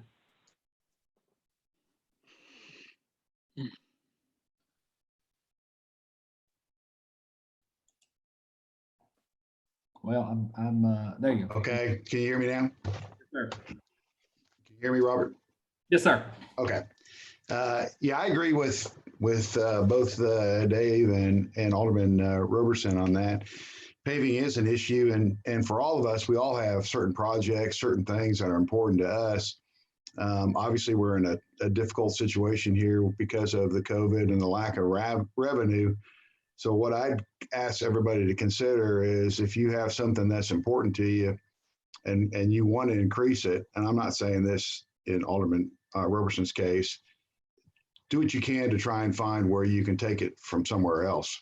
So at the end of the day, otherwise we all might have things that we want to add to the budget, and that'll create an issue at the end when the budget's going to be so tight. My question, Marshall, is what have you done to your hair, first of all? So the camera adds a couple inches to it. It's not a problem. Oh, this is good. Marshall, it up. How many cameras are on it? I just wish I had that much hair. You're That's just why jealous. You're jealous. I'm damn right I am. But He's got some ass kicking hair, dude. Marshall, you got some guys in your department who have equipment that can handle that. At least you got hair, Marshall. My question, it's a small issue, but I saw how much we spend on animal carcass removal, and I'm sure a lot of it goes from Ward 4. You probably don't know the number, but do you have any idea how many deer we remove each year? I can get that. I know on average it may be, some months are worse than others, but it may be 12 to 15 a month. Marshall, do we just divide by 75? No, let me explain. We get charged for small deer and big deer differently, and it's anyway. But there's a lot. Okay. It varies. Yeah, I know there is. I walk back in Ward 4. I'm almost surprised it's not more than that. I didn't know how much they charged each time they went and got one and all that kind of stuff. It's about for the big deer. It's about $220 a deer. No kidding. Yeah. Good grief. All right. Hey, thanks so much. Appreciate it. All right.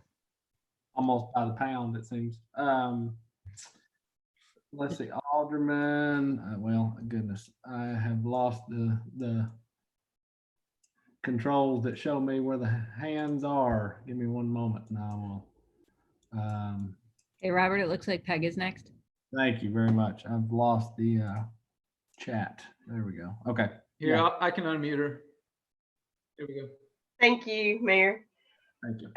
Okay, so I'm going to kind of sound like a broken record from two previous aldermen, but a couple of weeks ago, I asked for a list of paving projects.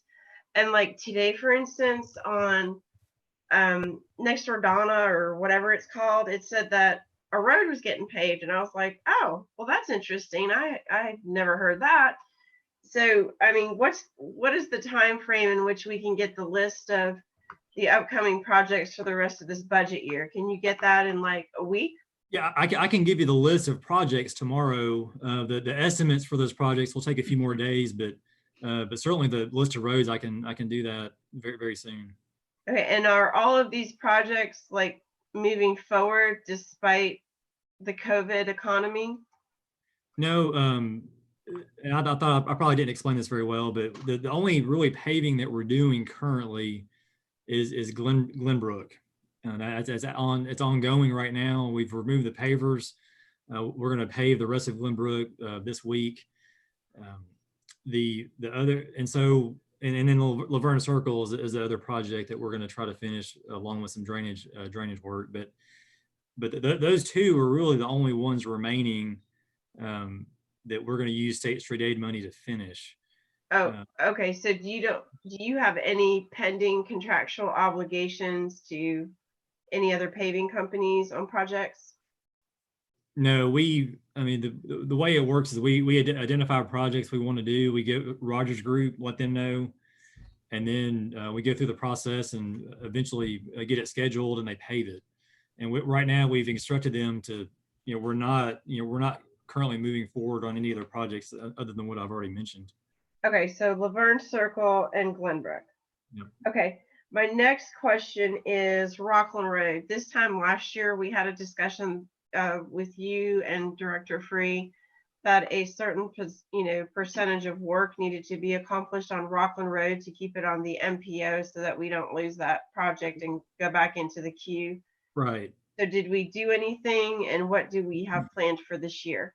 Right. We have initiated that project with TDOT. We started that process several months ago, several months ago, and we're kind of at the end of that process before we can start, working with our consultants to begin the project. So awesome. Can you just send me, I know you're super busy, just send me a summary when you have time this week, because I'm not aware of any projects on Rockland Road. And then my final question is, I know we've spent a lot of money on consultants regarding the stormwater management and stormwater management appeals board. I know in March of 2019, I offered to sponsor legislation to get that appeals board up, which is a state mandated board. Are we going to be wrapping that up soon, or are we hiring more consultants to finish that, or what are we doing? We have staff working with our consultants right now to kind of finalize the documentation that we need to have to bring back before Public Works Committee. We hope to have that done either by this next committee meeting or the following after, but certainly in the next few months. And before we get that finalized, certainly I'll be happy to share a draft, that draft version with you, review. Well, I'd like to see it because I was asked to sponsor it in March of 2019. And Yeah. I mean, there's a difference between the next Public Works meeting in a couple of months. So I mean, will it be there the next meeting or in a couple of months? I'll check with staff and find out the status of when we can have that before committee. But I do know they're working on it. All right, thank you, sir. That's all. Thank y'all. All right, I believe Mr. Waters, last in the queue, has his hand up. Thank you, Robert. Can you hear me? Yes, sir. Okay. Marshall? Yes, sir. I don't want us to be here till midnight. Is there some way that you can quickly explain what stormwater does not cover when it comes to paving? I think it's a misconception from some of us what exactly stormwater can do when it comes to paving. And I know we have to draw the line, what it will pay and what it will not pay. And by the same token, can you quickly explain street aid? Some things that it will not cover when it comes to paving. And if you could do that in a half a minute, I appreciate it. And I got one more question. Go ahead. I'll do my best. Obviously, we have some areas around the city that are in need of paving, and a lot of reason that exists is because of poor drainage. It may be that the road is flat or various other reasons, but for whatever reason, it has poor drainage. The road can't drain the water as it's supposed to, and it causes the pavement to degrade over time. That is not something I consider using a stormwater funds for. That's obviously a maintenance that is needed that I either pay out of State Street Aid or supplemental paving. But for for stormwater, whenever we have to install like curb or pipe, for various projects we do that on, we have to repair the pavement. And sometimes it's a small repair and sometimes it's a big repair. It just depends. But in those times, obviously the pavement has to be replaced, for the road to function, and stormwater funds pays for that. And then going back to State Street Aid, any asset we have within right of way, whether it be a road or sidewalk, we can use State Street Aid for that, for that purpose. We can, it's a lot of what I use State Street Aid for, and what is mostly budgeted is paving.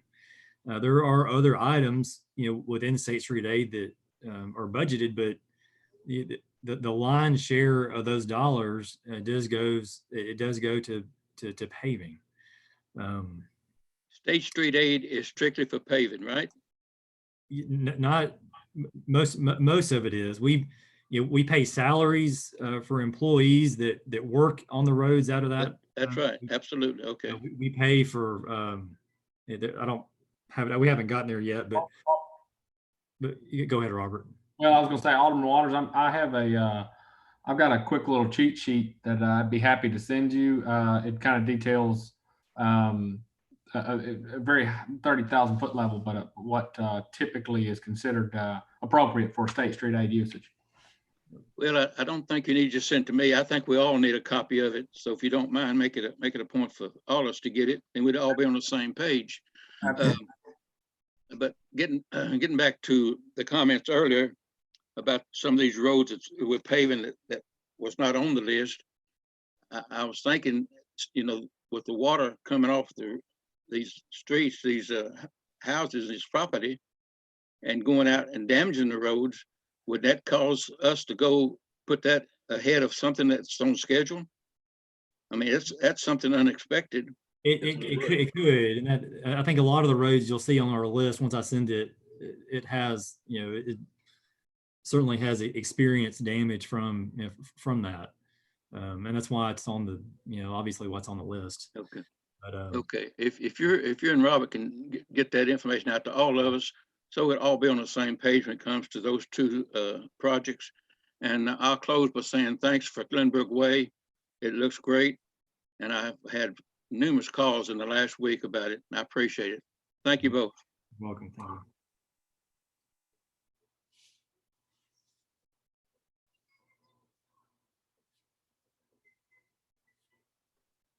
Marshall, Robert, should we hear from Alderman Robertson?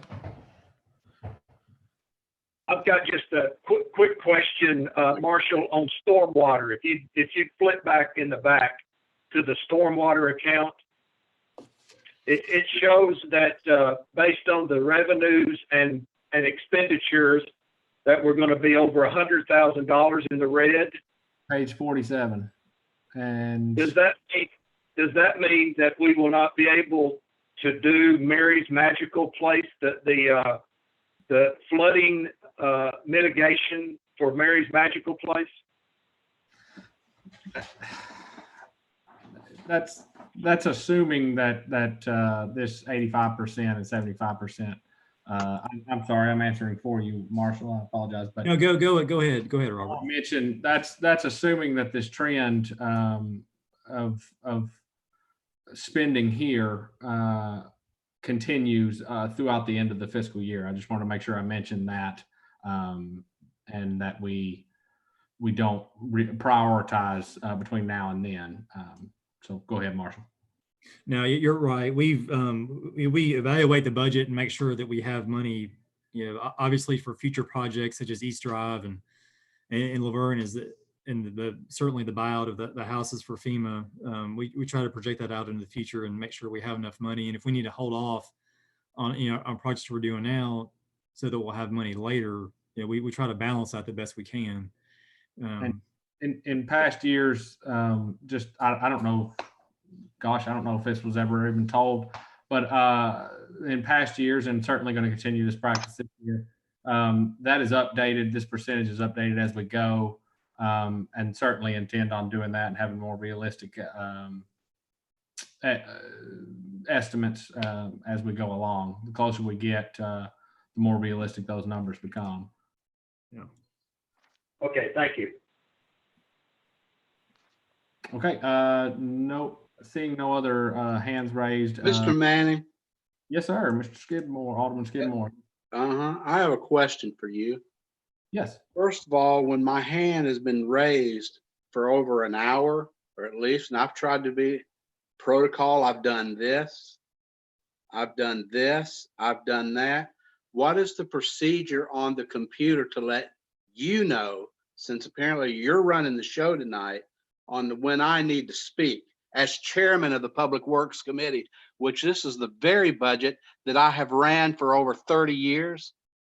And I just need to know when that I'm able to do it. Well, I would be happy to let you. Well, I'm glad you're going to let me do something since I'm elected. A hand raised currently or have not all night, but I have no I problem. can explain that, Robert, if you'd like. Sure. Well, then somebody explain it to me, because There's right an now, actual, Give me a second to do that. there's an electronic way that hands are raised when we're using the Zoom meeting. If you click on the participants icon at the bottom of your screen, once that appears, you will see some additional icons to raise your hand, to say yes or no if there's a question, go slower, go faster, etc.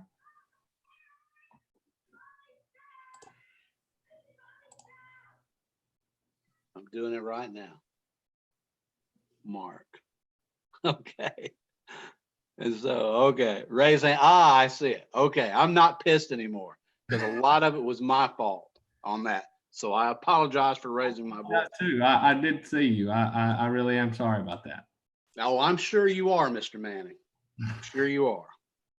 Now, let me say a couple of things here to let the board know, because there are some things that I do want to remind the board. When we get our second meeting started at our next one, at our next budget meeting, we'll be able to go over in a little bit more of a, not like the way we've been kind of doing it, kind of a broad brush stroke over our committee in terms of our budget in Public Works. As I do want to thank Marshall this evening. Marshall, I do want to thank you. You've done an excellent job on getting a proposed budget for this year with the problems that we've had. But I do want to say one thing to Alderman Petrelli. It's not going to be in our next committee meeting. I can assure you that, of what you were asking for. It'll probably be within the next 2 meetings. That's how far behind, because of the COVID-19 that we've had. We've got to get the city up and running. So I hate to tell you that we put it right there on the agenda. We could put it on the agenda, but we're not going to get to it. There's just no way. We've got to get the city back up and running in Public Works. We're doing it now. We're doing a great job, but I wanted to alert everyone. That's the first thing. And I will remind everyone again at our next meeting where we are. Now, on the road paving, yes, we've got a list. We were actually, before COVID hit, if you can review the record, our committee was not only going to be looking and providing a list for every alderman and that was the paving was going to be doing, but also what drainage projects were going to be listed. And we're going to try to get that to you at probably our second meeting, because at our second Public Works, because our next meeting is going to be strictly going over the budget after Dave and our crew in Public Works gets together and see what can be cut and what happened, or what can be cut and what can't be cut. Because we've got to do that. It's imperative that our committee gets the thing done before the 20th. So we're going to be scheduling another meeting of Public Works strictly dealing with the budget from Marshall and Pat and Alderman Roberson for all of us. So that's as soon as we can get that done and get it out of the way, then we'll be back to normal. So I wanted to let everybody know. Now, I do want to say something, and then I'll close with this, because Public Works is such an important issue or department for everybody in this in the city of Hendersonville. If you see, and I mean this, and if you've heard me say this 1,000 times, you've heard it me to say this once. If you see a road in your street, on your alderman, in your area, that really needs help, that you need to be having it resurfaced or at least looked at, let our people in Public Works know to do it. And then once that is done, we'll get out there and look at it, because there was somebody who asked this question. I don't know who that it was. I cannot remember. I should have had it written down, but at that time I was very frustrated at the time, because everybody, hell, I couldn't get anybody to recognize me on the thing, and I've been sitting there an hour with my hand raised. But if you see something that is not on that list, but because of the rainfall that we've had or the flash flooding that has torn the paving up, if you will let our people know, we'll say, hey, I think I have a problem over here in my ward, and this is the street. We go over there and look at it and say, well, he's exactly right, or she's exactly right. They need help over here. That's gonna take a precedent over that street that has already been listed as one they're going to pave. But it's important that you stay in touch with Public Works, and I know you guys know that. I'm preaching to the choir when I say that. And I could cite several examples of aldermen that have done an excellent job in letting us know on where the streets are. That doesn't mean they're going to get paved, but they've got a better chance at getting paved. So anyway, I just wanted to let the aldermen know that. I will say that also, I'll be getting it with the Public Works Committee, trying to find dates before the 20th that we can get together and talk about the budget for our city in the Public Works Department. So if there's any questions or not, but Marshall, I guess we're really ready to move on, but I wanted to let everybody know, I thank you for your hard work and your hard effort. Thank you. Thank you. That's it. Okay, I think Alderman Brown has his hand raised. All right. Thanks, Robert. I have questions for Marshall.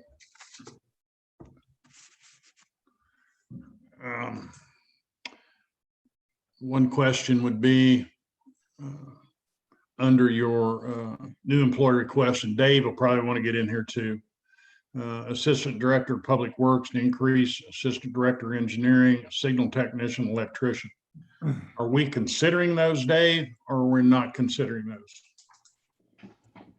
With what you first said earlier on. Well, and that's what the committees, and when Robert and I and Marcia go back to the table, they do some upgrading. The Assistant Director of Public Works, that's just a promotion type situation, kind of like what Andy did back in the Parks Department when Keith was Assistant Director. He promoted Dallas Assistant Director in charge of a different area of responsibility.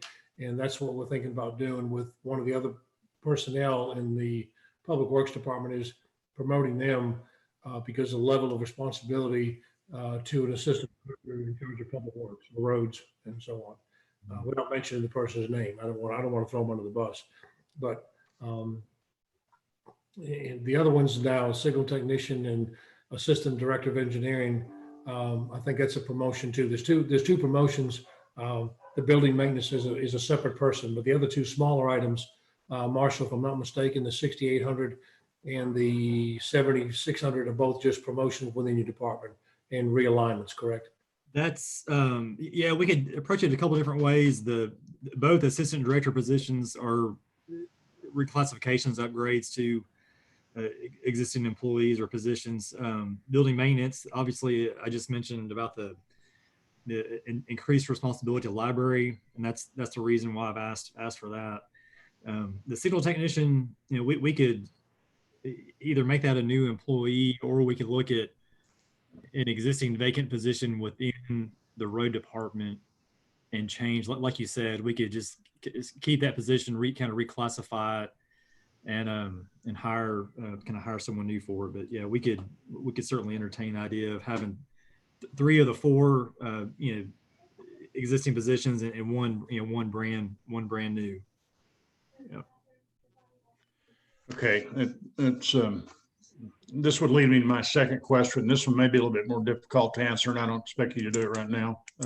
You'll need to give some thought to it. You got Trace's names in here, so I want to give Trace a pretty good pat on the back and let him know. I don't know if he's on tonight or not, but he gets a lot done, and he's a doer. So that being said, I can name about a half a dozen things in and around Ward 4 projects that Trace has worked on and completed, that your city design engineer has told me in the past 4 years he's been designing and working on to get those things done. And Trace has got them done. And I know I know that's happened. So I guess I'm questioning, and I would like to see a comprehensive list of what the design engineer in the city has been working on, say, the past 2 to 4 years. What projects of those have been let out, and what projects that have been completed that he has designed. Because I'm not comfortable with what I think that position is getting done. I'll just tell you that right now. From what I've seen that is getting done, that I know that position, that gentleman has been working on for several years, or at least that's what he's told me, and I won't speak for any other alderman.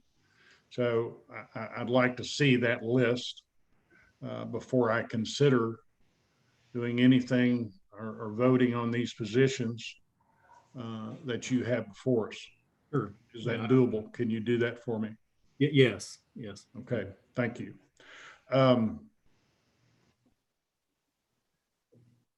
Let's see. Employee request, the design engineer. I guess I would, one other request is I would like to see what grants our project coordinator or anybody else in the Public Works Department's been working on in the last fiscal year to get money to help in certain areas. Could you mind repeating? The first part of that cut out on me. I couldn't hear. Okay, I'd like to see a list of grants that our special projects coordinator or anyone else has been working on out of the Public Works Department to get any funding for projects that we have in the past fiscal year or budget year, if that's possible. And I know there's some out there. I know they've been discussed before, but I want to see, have we actually written any grants or applied for those grants? Is that clear as mud to you? Yes, it is. Okay. Maybe Robert can help there. So I think I understand what you're after. Okay. And here would be my last, if not, give me a shout tomorrow or something. I'll explain it more. Here would be my last question. How much money do you think you'll be turning in this year at the end of the year? And, each year, very seldom the departments spend all their money. I know PD will have a little bit. I know fire will have some. So I'm asking Public Works. I know we're holding $1 million in paving right now, just because we've stopped paving. But that money has been projected to be spent, but probably will not be spent. And there's some other areas, I'm sure. So I don't know if you can answer that right now. You may be able to or get a good feel for it. But in addition to with the addition of supplemental paving, it'll be approximately 1.5 million. You'd be turning in 1.5 million. That's approximately. Correct. Okay. All right. That's quite a bit. Those are my questions. If you could get me an answer to a couple of those, I certainly would appreciate it. So thank you. Okay, I don't see any other hands up for Public Works. I'm going to move on. The Public Works cost request was page 27. So police, the police department is next on page 28. Looks like 29, and the cost increase sheets are. I Hey, apologize. Robert, I see Arlene's hand up. Yes, Alderman Cunningham. Is this a question on police, or we want to go back to Public Works? Just a quick question for you, Robert, in reference to Public Works. Do you have that $1.5 million accounted for in the general fund, the ending general fund for this year? For this year, not presently, I don't. That would be a situation where we will alter our spend pattern calculation here and make that represent a bit more accurately, and we'll be able to Okay, so our ending balance on our general fund will be closer, will be over 4 million, about $4.5 million then, if we account for that, and that's the only change for this year. Yes, if that was the only department turning in money, yes. Okay, ma'am. which is very similar to the beginning balance last year at this time. Right. Should be, right? Am I reading that correctly? Yes. Okay, all right. Thank you, Robert. You're very Sorry, welcome. I was late. I couldn't find the hand raising thing. No, it's no worries. Alderman Brown, was this, I see your hand raised as well. Is that for police or Public Works? No, that's, I want to drop back and finish a question to you, Gotcha. Marshall. Okay. See, unmute. Yep. Okay, here's what that would be. In relevance to my question about the design engineer, I would also like to know the number of dollars that we have spent outsourcing engineering and architectural work for drainage issues with Core Civic or whoever that may be. That one clear? Yes, sir. It did. Okay, thank you. That's all.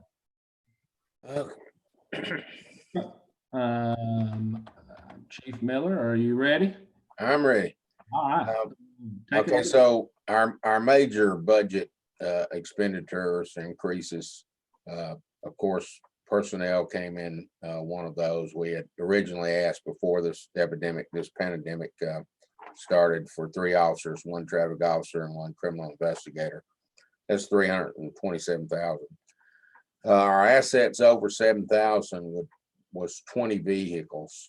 That's at $35,000 a piece, and that does not include the equipment for them. So that came in at a $700,000 figure, which was $155,000 over what we had last year in that. And then our assets, 1,000 to 7,000, which includes the equipment for the vehicles. It also includes replacing ruggedized laptops that we have to do on a regular basis. Critical aspect is switching the PoE server. It's going to go down if we don't. SWAT scopes was on there, a front bucket for the tractor for the barn, and to replace the evidence refrigerator that needs replacing. And so that category went up it was $352,000 for the total. It went up $129,000. And then in special projects, we're having to replace those ICOPs with the watch guards because they cannot be serviced anymore. And we've got $100,000 in there for that. We got $40,000 for another LPR camera, $5,000 for codes enforcement money where we have to pay to have somebody's grass cut. Supposedly we'll get it back. $50,000 is in there for the gun range. Fiber to annex is $5,000, and we got to replace a K9 at $12,000. So special projects went up $67,000. Computer fees and license renewals, I mean, it's just increases in there. And that that is $206,000. It's increased this year $73,000, and that's really the major expenses that we've got in there. That's not just normal everyday thing.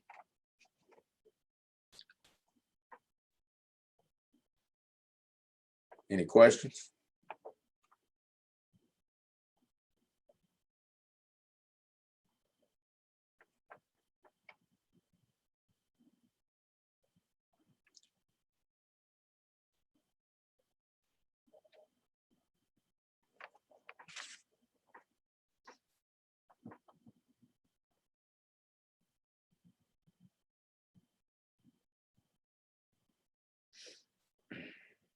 Robert, you muted.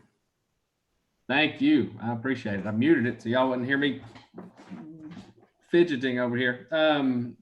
I was just making one final note about this, about the PD's budget.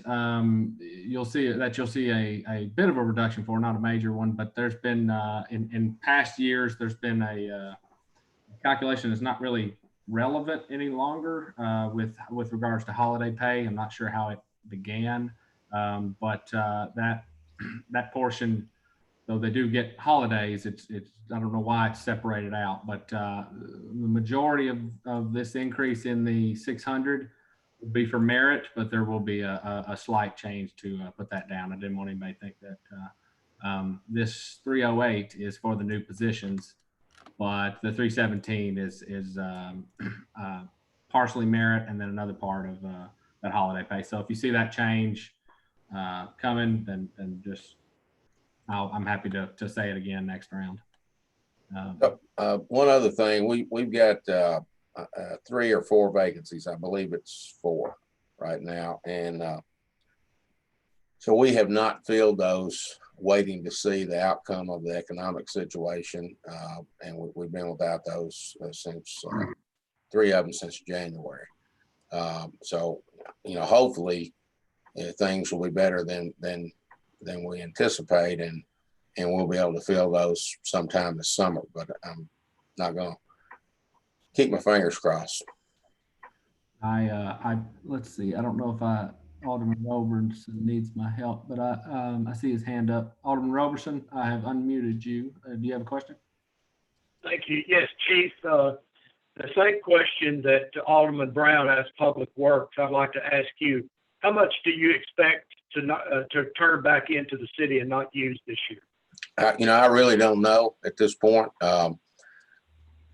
I know that the salaries for those people that are vacant, it's going to probably add up to our biggest turn back in. Jim, if you want to answer, I know you looked at the budget this morning. So did you see anything significant that we will not be spending? There's going to be several categories. I'm actually trying to go through and make a list for the chief, so I'll have that and can provide that as far as at least a best estimate of unspent funds for the year. Have you got an estimate of how much that you had to pay in order to deal with the COVID-19 and protect officers? And I'm going to ask this same question to Chief Bush. So do you have an idea of how much you've had to spend extra dealing with this virus? We have been keeping track. We don't have the figure for you right here, but we've been trying to keep track of that for reimbursement. And we've been working with the fire department on that to try to get reimbursed for a lot of this stuff. And if go ahead. I was just going to say, sir, we are tracking that, but I can tell you that for the most part, it's probably minimal. We did have some expenses, but a lot of we already had a lot of things on hand to accommodate this and to accommodate remote work for employees. And we were also very fortunate that some of our vendors donated PPE for our employees that we didn't have to go out and buy. Yeah, and Ken Widener, has got us a lot of stuff, us and the fire department both. We're very thankful for that. what we anticipated the biggest cost would be, and thank God it hasn't hit, is if we had a bunch of people get sick and go out and we had to increase our overtime. But so far, that has really not been the situation. Chief, I've heard on the news that the federal government is considering supplementing maybe police and fire departments, a hazardous pay, a bonus. Have you heard anything about that, about help from the federal government on that? Yes, sir. I think it's called the CARES Act. And in fact, when I saw that come in, it came in off of Nashville's website. I gave that to Robert, and I'm not sure where you're at, Robert, and checking whether some places are eligible and some aren't. Except for the hazard pay, am I hearing you correctly? Yes. So my understanding after looking into it is that's for governments with population size of 500,000 or greater. Unfortunately, I don't think we'll fall into that. There's probably we're hoping that they amend it or do another allocation, but right now I don't believe we will receive that. But there are many other portions to the CARES Act that we may receive benefit for. I just don't know that. Definitely not the hazard pay portion. Thank you. Yes, sir. I don't see any other hands raised. With no objection, I will move to page 32 of 47 to the fire department. Chief Bush, if you take it away. Yes, I'm here. So obviously our upcoming budget year, 12.410 million dollars. Our increase is only 440,000. I say that's if we get everything that we asked for. Obviously, we know with CA Lamar's request for a hiring freeze and or no new positions, that's probably going to cut some stuff out for us. We certainly understand that and can comprehend that. I would like to also say that we're seeking avenues now for free PPE. The governor, per his press conference yesterday, is distributing masks for free, and then also made reference to a company that's giving thermometers at a relatively cheap price. In our staff meetings lately, we've been talking about getting one for each department when we open things back up so we can do employees in each area. We bought 10 of those yesterday for $33 a piece for $330. And we're certainly going to seek the avenues for the mask and things and provide those with to the frontline public safety folks, police, fire, whatever we can get. Most of those are surgical masks. They're not the N95s. There's a lot of misconceptions going out about N95s. You can be given an N95, but if you're truly not fit tested for one that gives you a proper fit, you're probably just as risky of being out there without one as what you are is not wearing a mask at all. So an N95 has to be a fit test, and that's part of what we do to our folks every year. You can't just wear an N95 just arbitrarily and get the optimal level of protection. Chief, I believe Alderman Skidmore has a question. I don't know if yeah, sure. Wants to go now or what? Thank you. Thank you very much. I just have one. Thank you very much. I just had one question because I wrote it down, and I want to make sure that I'm right on this. And I know this really is a trivial question, but it does pertain to our budget. You were saying that when it came to, I guess it's called maintenance, internal maintenance, that you would like that we had done it differently as opposed to City Hall versus, I guess, your administrative offices. So you would rather have the janitorial services combined because the people had, gone up on their prices, I guess. Correct. So Station 2 is the only place that we have basically that does the janitorial for our administrative offices. We don't offer it at the stations. The staff takes care of the stations. Okay. We're doing this for our administrative offices. So Robert and I had some discussion about, I know PD's got a group.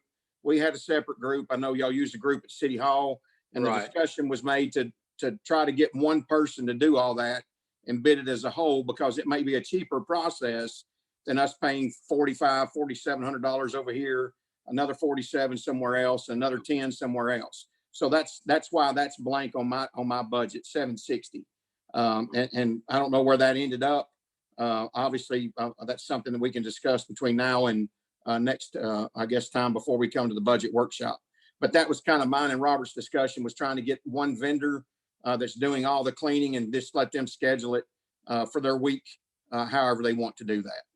Now, does that include, because I know, and I know that Chief, you probably wouldn't do this, and I should ask Robert and the Chief of Police on this. Does that mean that they want the bid to be in the police, because they have highly sensitive materials that they may or may not have to be clean, you know, where the janitorial service comes in? So that means that, so Robert, what I'm asking you, bud, is this: are we trying to just combine everybody in the city of Hendersonville, or will the police have their own, and then the fire department, and then the rest of the city will have their own? I mean, they'll go in under a contract. Right. So if it's doable, and if the police department would be agreeable to that, it would be best practice to have all of our properties under one janitorial staff. However, I'm not quite sure at this point in time if that's going to be doable or not, to be honest with you. I'll have to get with Chief Miller and Chief Jones and see where they are. They may be in the middle of a contract where it's not doable. I think Chief Bush, were you about to say something? No, I'm just listening. All right. So they may be at a point where that's not doable. Okay. To break Well, that. because it would be hard for me to see, and I don't know, and Chief Miller may, or Chief Jones may be able to even add upon this. It would be hard for me as an alderman to see you all have the same janitorial service as we would, because you all have such important information that is, you know, in your offices. I don't know. That's why I'm asking. Right.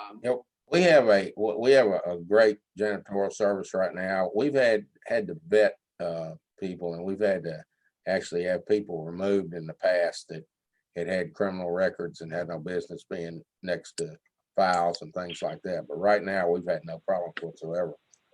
Okay. And we're currently on the same janitorial service that does City Hall. Oh, okay. It was part And, of the same. that's what I'm saying. We've got the same criminal record stuff at our offices through the fire prevention's office.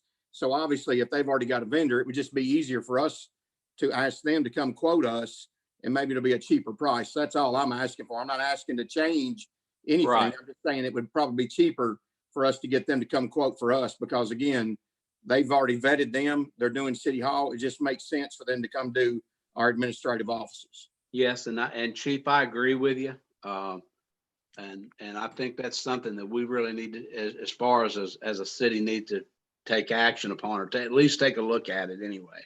And yes. All right. Thank you very much. Thank you, Yes, Robert. Yeah, absolutely. Chief, I don't believe you not finished. No, that's okay. So we were just talking about, you know, the opportunities to seek, PPE for free, the cheaper thermometers. I was speaking about that. Since all this COVID-19 stuff has broke out, we've been on top of our nursing homes. We've conversed with them twice a week. We talk to them on Tuesdays and Fridays.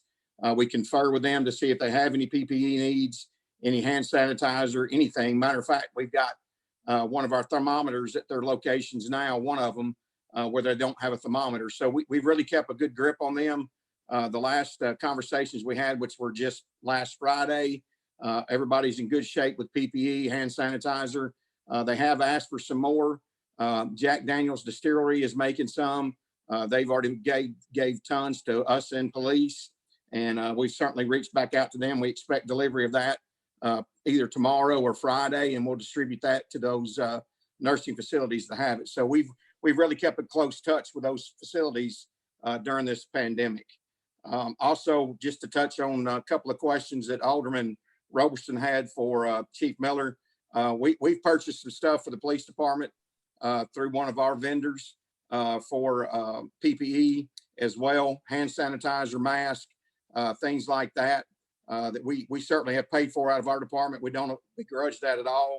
I'm one of these type people that I feel like it's all one pot. At the end of the day, it gets to everybody the way it needs to get. We are tracking that. There's 2 avenues right now that we're looking at through the fire department for funding, and that's the AFG. That's not just for the typical assistance for firefighter grant. They've opened up another $100 million just for the COVID-19 outbreak. So we're seeking more refunds or more opportunities to gain some more PPE through that. Chief Fan is currently writing that grant now. And then also in cahoots with Chief Fan, Chief Holt, and Scott Ryan with the police department, we're doing the RPA, which is Request for Public Assistance. And that's to reimburse us for things that we've bought since the COVID-19, going all the way back to January the 20th with no end date set yet. And that's for all agencies. So IT, any costs they've incurred for working remotely from home, PPE, just anything that we've changed as far as the city. We're gonna submit all that paperwork and seek for 75% for reimbursement for that as well, to also help with this current situation that we're dealing with our budget. Also, in relation to the CARES Act, there is some heavy discussion about a second wave coming out. The first major cities to get that's correct, was 4. It's really 3. It's Nashville, Shelby County, and Knox County. And it was based off population.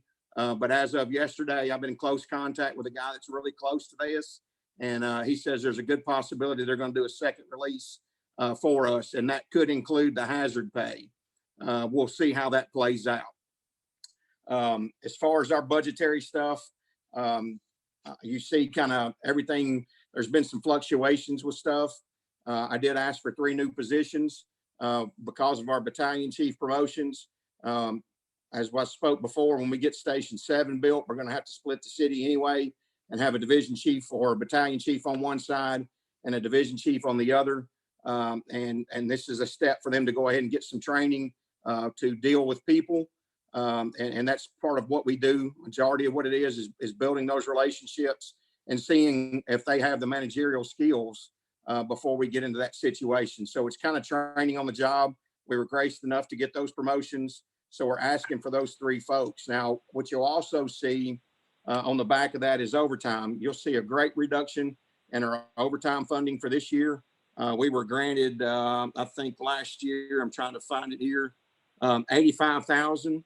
And then we were given another $80,000 for the UTV in the park. Well, obviously, since everything's kind of been halted in the park, that's $165,700. Now we have used some for storms, swift water incidents that I got the CA's approval and Robert and HR for these big incidents where we had some flooding going on. We had our swift water teams on standby. So we're going to use some of it, but you're probably looking at a minimum of $100,000 coming back to the city from our overtime budget. With saying that, the firefighters that I'm asking for will backfill for those positions, which will also help with the overtime situation with our staffing. I did ask for another administrative secretary, but again, with the CA asking for no new hires, we probably know we're not going to gain that one, but we feel like with our training division and our fire prevention bureau as busy as they're getting, that we need an extra secretary to help final paperwork and assist both those groups with their processes. Is there any questions about any of that to this point? I know I'm a fast talker. Alderman Roberson is unmuted. Was your hand still up from earlier, or was that a new question? No, I have a question for Chief Bush. No. Yes, sir. Are any expenses for the new Station 7 in your budget? That typically will not come from my budget, sir. That's part of the discussion with capital projects with Public Works. We've kicked this thing down the road a bunch. I would defer to Marshall to see if he added any of that in his budget. And maybe Marshall can answer that question better for you. I know we're still looking for the site work and things like that per the meeting we had the other night. So I know that we're still working towards that. But as far as building the station or anything like that, I'll have to defer to Marshall. Yeah, Marshall, if you could. I mean, I know that before we start building that there's a lot of a lot of architectural drawings and preliminary work that needs to be done. Have you got any of the costs for the Fire Station 7 in your budget? No, sir. And I believe the professional services is already budgeted for in Chief Bush's this fiscal year's budget. And I have a for the design of the fire hall. And now we're going through the site selection process now to trying to determine where to place that. But no, to answer your question, I have not budgeted any money in next fiscal year for the construction of the fire hall. Mr. Okay, Robeson, thank you. he's correct. He's correct. We have, remember, if you correctly, the deployment money that we had coming back from South Carolina was appropriated by the board to use for Mr. Cassidy to go ahead and start looking at designing and or the best location. And I think we're currently in that. Mr. Cassidy's working on numbers currently as we speak, what it's going to take to get a couple of those sites ready for us to build on. Right. Thank you. Is there any other questions to the point that I'm at right now?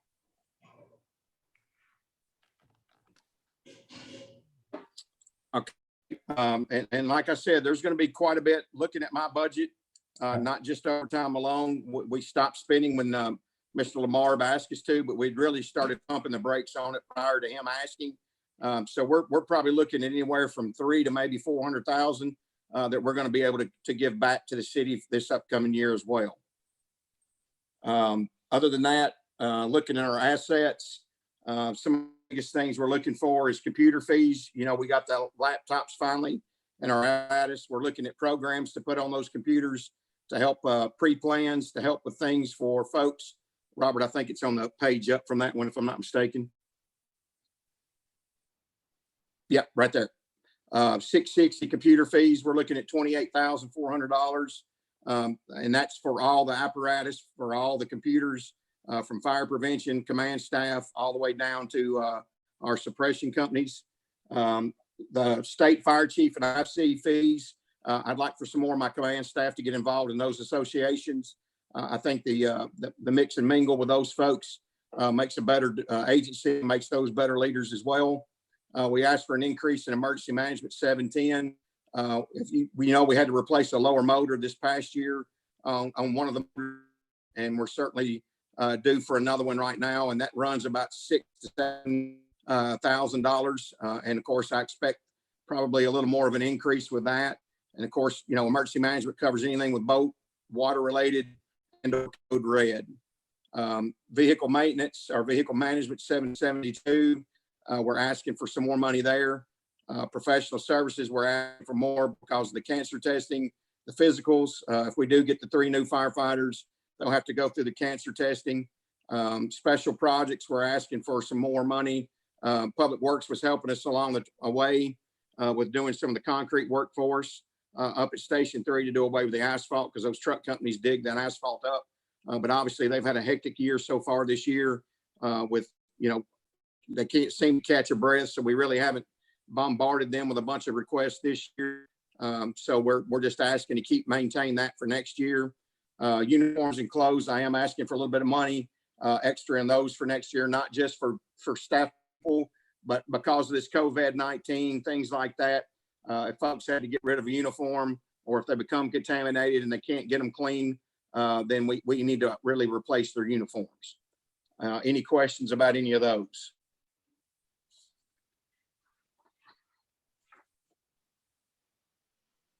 All right, we can move on. We've got a couple with their hands up. I don't know if it's okay. Sure. I don't know if Alderman Roberson still has his up from earlier. If that's the case. No questions. Okay, Alderman Waters has his up, and then I believe Alderman Petrella. Okay. The subject of what you just talked about, nursing homes. You know, we've all just went through and heard about what happened in New York with the nursing home fatalities. How many do you look at? How many do you visit? Nursing homes, sir? Well, nursing homes, what you want to call them. Yes, sir. We don't necessarily visit them. We're in there all the time for calls, but we contact them twice a week on Tuesdays and Fridays and talk to their management team. And we ask them COVID questions, how many patients that are positive for it, if there's any things that they need, and then they call us during the week if there's any issues. And we certainly convey or give them anything that we have that we could share with them, without depleting our resources too much. How many do you have altogether? As far as total facilities, I want to say it's like 10, sir, 10 facilities 10, 30. in the city of Hendersonville. Yes, sir. Yeah. Well, my wife been in one for 2 or 3 months. It's sort of hit home. And I was just wondering if it may be out of your pedigree about checking to see if they have people with this COVID-19 in there. It may not be something that would not be interested in even checking into. No, sir. That's one of the questions we ask them. You do ask them? Yes, sir. 100%. We know if there's a positive case at their facility, because we're in those places so much. We simply pass that information down to our companies because we've kind of changed the way we do things. We don't send 3 or 4 people in there. We send one to kind of do the patient assessment. So anytime that we have a positive case at those locations, we share that information, and the facilities have been great with giving us that information.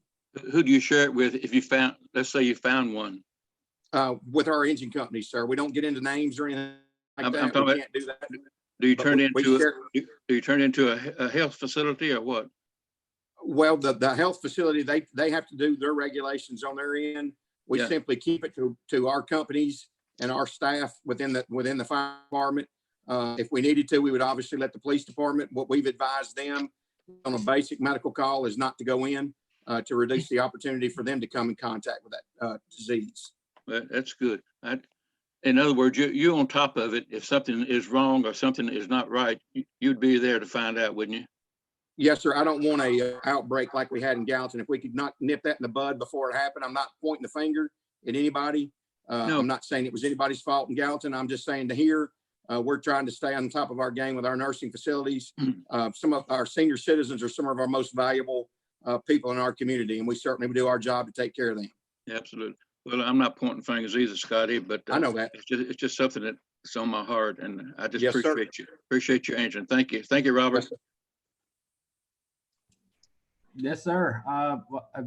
Some hands were put down. Maybe they got their questions answered. Alderman Petrelli, did you have a question, or are you good? I'm good. Okay.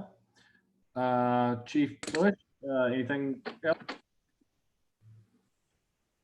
You cut out on me, sir. Oh, I'm sorry. I probably was mumbling. I was saying, do you have anything else? Any other? Yeah, we didn't go through our assets. I didn't know if you want me to go through those. That was the next sheet below. Just kind of some of our requests.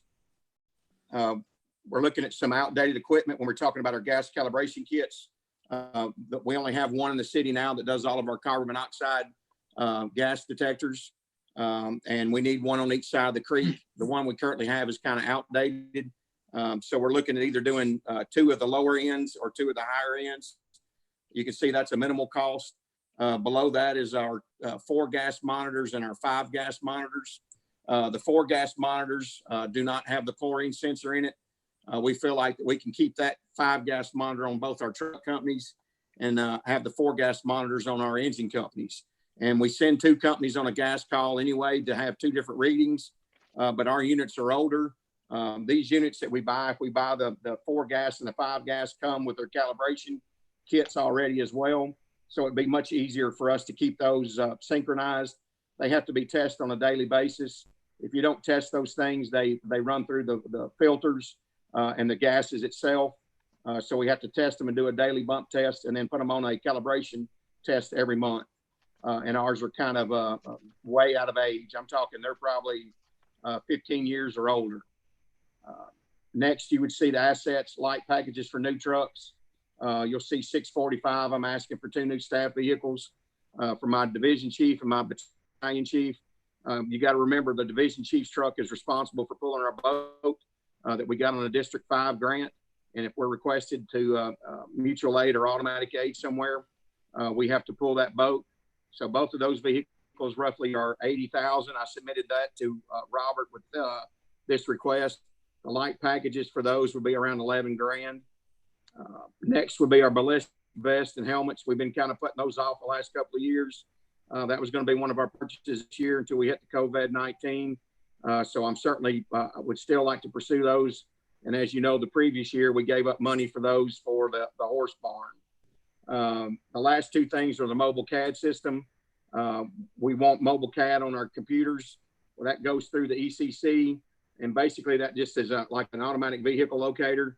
So if we got an engine company that's running through town to go get fuel, and somebody has a heart attack at Cash Savers, and engine 4 is sitting at Saunders Ferry Road and Main Street, we don't have to dispatch engine 1 or engine 2 to Cash Savers. Engine 4 will simply pop up on their screen, and they can dispatch the closest unit, which will help with our ISO rating and cut down on response times dramatically.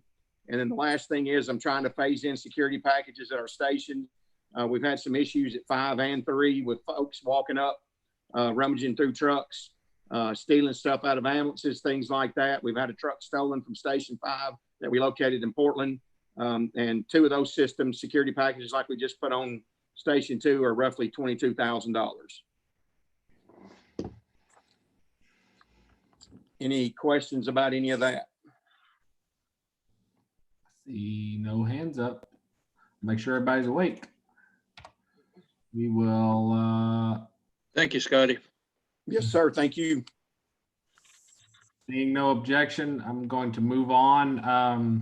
I can hit a couple of these next ones. We are page 36 to 47. I can hit some of these, the high notes, pretty quickly on the next few. And I know we got a couple important items to get to later on. Debt service is next, both page 36 and 37. 36 really is just the line item breakdown for the fiscal year. $2,139,000 is what we're paying in debt service between both principal and interest. For the entire city, all debt outstanding is $13,005,000.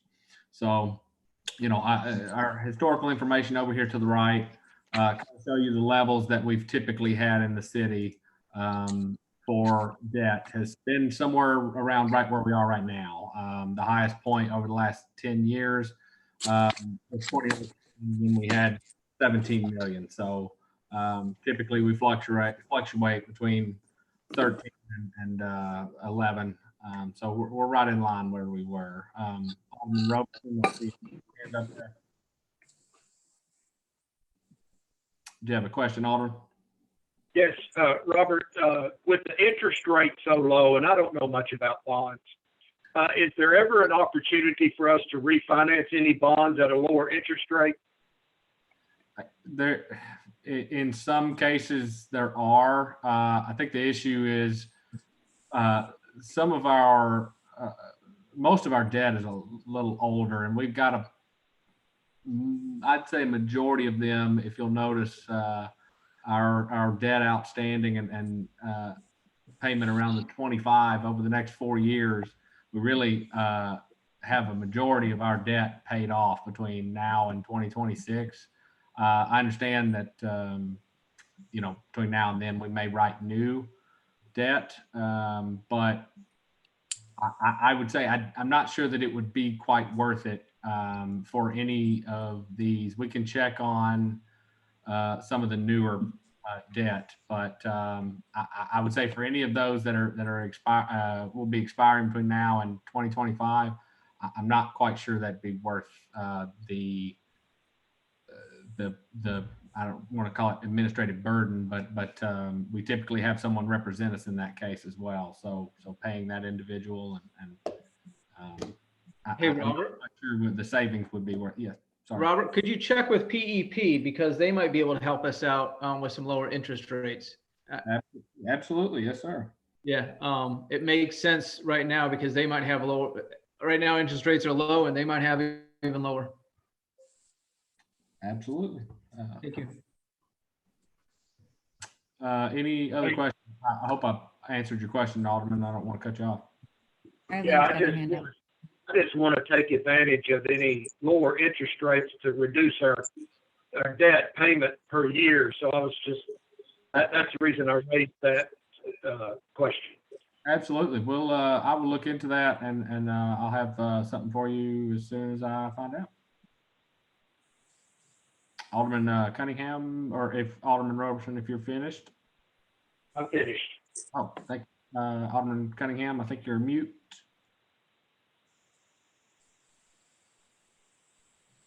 Okay, good. Okay, thank you. If we do consider the road of refinancing, what would be the, I would like to know what the typical closing costs and the points would be involved in doing something like that. And also, I'd like to see the a breakdown of the debt that we have and the interest rate associated with each of the debt Okay. that we currently have. Absolutely. I will be happy to pull that. I'm Okay. I mean, I don't expect you to have that immediately right now, but at the, for the next, for the next workshop that we're going to have, or the finance meeting. Yes, ma'am. I will get that for you. The only note that I'll make is on that regard. I'm happy to look into it. I do think there's some considerations with if economic conditions continue, getting someone to purchase, getting someone to go in on that, but that may not be an issue. Okay, and then also I'd like to know if we do decide to move forward, say for instance, with a large capital project, say in the middle of the year, say that we're looking at right now, say for instance, our new fire hall, what kind of debt capacity do we have to be able to issue bonds for a project like that? Like in the middle, say for instance, mid-year. I'd like to know that too. Absolutely. Okay. Better. Obviously, I will have you a more a definite number, but as you can see, our high point in the That sounds okay. That's kind of a relative kickoff point, just without doing too much research into it right now. Yeah, no, I don't. Yeah. If you could just give us kind of an idea. Absolutely. Thank you. Thank you. So with no other questions, I see no hands raised. Move to disposal. I'll pass this over to Marshall. But I first note I'll say is the next couple funds, you'll see these here in a little bit of a different color. I've done that just specifically to denote revenues and kind of pull them separately from the expenses that we're talking about down here. So I'll pass that over now. Yeah, thank you, Robert. Yes, as you can see, the items in this disposal are pretty close to what they were last year. The one difference I want to point out is the recycling. I've emailed kind of a breakdown of the bids a little earlier today. I've included just as a budget number. I did include $2 million in this budget. Obviously, depending on what, if any, option is selected, that number would change. But for budget purposes, I did include $2 million. The disposal collection is merely based on the number of people we have in Hendersonville. I try to anticipate some growth to that over the course of the year. And we simply pay per month based on the number of units that are picked up. Disposal, the tipping fees. I try to just look at what we did last year and project out a little bit more the following year just to cover the cost for disposal. Those prices will remain pretty consistent over the next year as we're still under contract for another year and a half, 2 years for that service. Let's see. Yeah, and I'd be happy to answer any questions anyone may have. I'll make a note just on the reduction in salaries here. It's worth noting that originally there was a plan to be able to have some positions come out of that, but that was when this was rolled into the property tax. That's why you see a reduction there as well. So if he just being a little preemptive there. So I see no hands up. If no questions, I will move on to page 39, which begins our grant projects here. Now, the first portion here being titled improperly. I'll get that corrected. But the first portion being ongoing, or some of them may be closed out, but we have they're still on because they had activity in 2019 for the actuals portion. So LPRF, the 19 highway safety grant, still going on. So just want to say that's worth mentioning in case you had any questions why so many blanks going on here. We anticipate the FY21, we can reasonably anticipate getting both of these, barring anything catastrophic, which would just, if we weren't for any reason, we would have the offsetting for expenditures likely. So we can reasonably anticipate based on prior year for each one. CDBG grants for planning. Any questions on any of these? We have plenty of people on who can take that question. I see Chief Bush or Alderman Cunningham first, actually. Okay, quick question on the CDB, you know, the grant, I mean. Yep. Are we finished with this, with the senior center now? Is that all completed? And what kind of project are we going to be using? Are we going to be using that CDBG grant for this year? Thank you. I can answer that, Robert. Please. Yeah, finally, we're coming to the end in the next couple of weeks, thanks to the folks at Public Works and our facilities area. They're finishing up that project with that first phase. We're currently in the process of getting engineering done for the site. We're going to totally redo the parking lot with a whole new parking lot, landscaping, and everything like that. It's going to be quite transformational. I can't remember what the amount was. I think we're spending maybe $180,000 or $200,000 on that. And next year's money, and actually this 200, I think we just recently got what that actual amount is. It was actually more. It's like 218,000. And I think the majority of those funds we're going to use to do sidewalk and street reconstruction within low to moderate income areas. Mostly it's over sort of around the New Shackle Island road area is the target area of where those funds can be used. So that's what we're looking to do next year with those funds. Perfect. Thank you. I didn't want to prolong the question. Just thank you. Excellent. Thank you. Chief Bush, hand raised there. Yes, sir. I just don't see anywhere where we put in for the AFG. Are those not out anywhere on here? I'm happy to add that. I don't have that on there, I believe. I think. Yeah, that's like a 90-10 split, 90% from the government, 10% for us. Okay. Is that with the equipment? Is that what that was for? I may be. Yes, sir. I mean, it's a compressor for Station 3. It's a skid unit for our brush truck. The gas monitors. I think I may have put that under the governor's grant mistakenly. That's what I thought. I think I got confused there. So. No, we're pursuing it both places, hoping that our odds will increase by doing both of them. I see. Okay. I will. I'll get the city's portion would only be $7,370 if we were awarded everything. I got you. I'll get a line item for you for have that. Okay. Any other questions?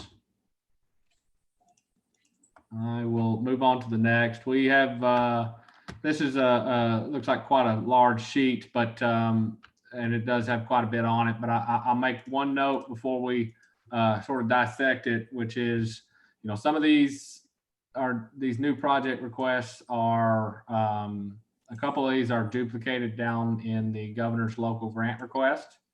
With that being said, if they were to be, obviously, if they were to be determined as something we wanted to pursue the governor's local grant request, and the board said, I want this to be here, we would be able to remove that from the new project request, and it would no longer be a duplicate. Those are not counted twice in the calculation for the fund balance, though. I just, if you happen to see that and had that question, that is why. I will also note that some of the governor's local grant requests are also items listed in the departmental budgets. Those are necessary and needed items, but they also qualify based upon the governor's specifications.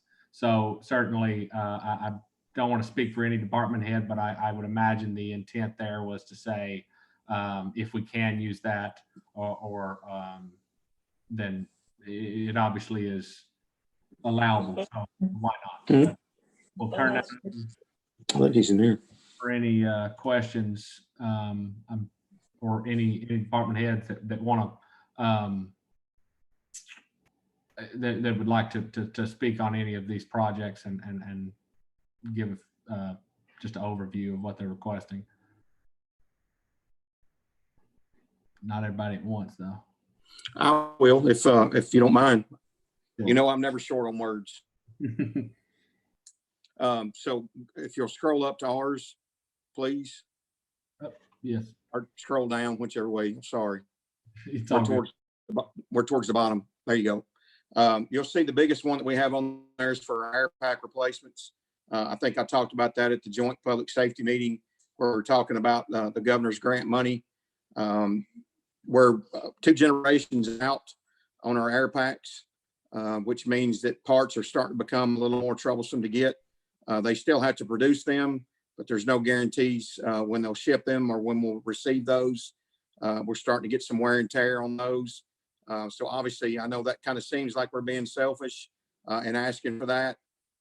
If we were to receive that, then everything underneath that, in my opinion, would go away.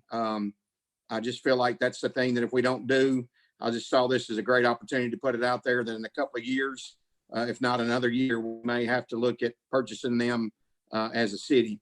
And I just thought this might be a great opportunity to use some of that governor's money. And then I'll be quiet. Okay. Alderman Brown, I believe, has his hand up.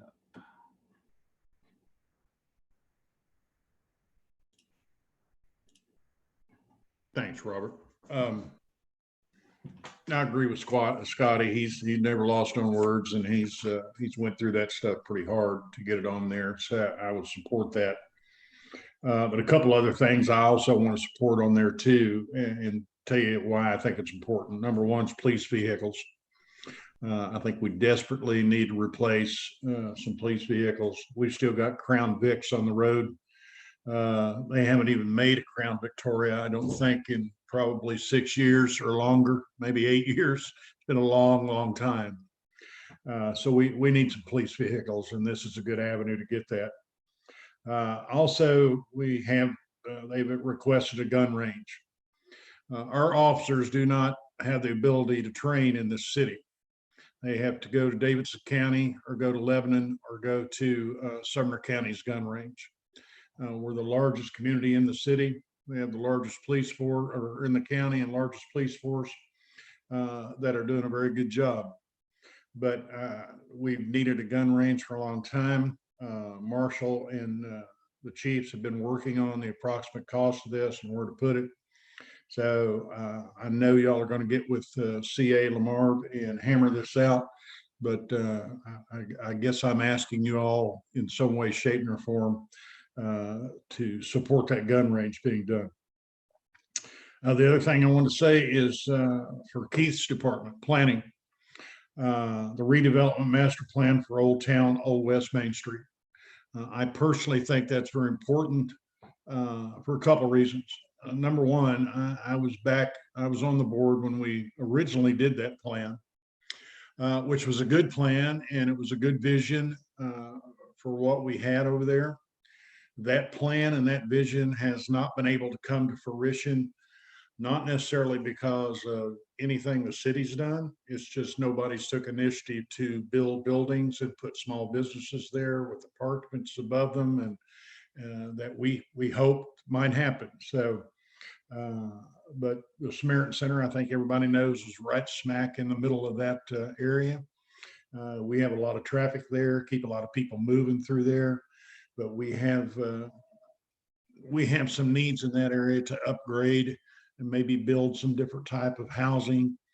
So I'm glad to see Keith has got this in there. He and I have talked about this. So I would ask the CA and all of you to support that redevelopment master plan in Old Town Center.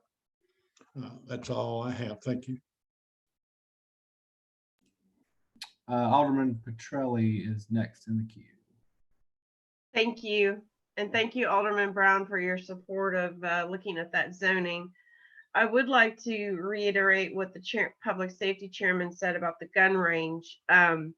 When I went through CPA 2 years ago, and I know several others of you guys are members, you become a little bit more intricately aware of what's going on with police and additionally fire, because our firemen also carry firearms, and there is no gun range here in town, and it is it's time that we get that moving. These folks need to be able to practice their weaponry and be able to do that in a manner that is not inconvenient, that they have to go to the other side of town or have to go to ranges here and there and everywhere. So I appreciate Alderman Brown bringing that up, because I do believe that's a priority. Thank you.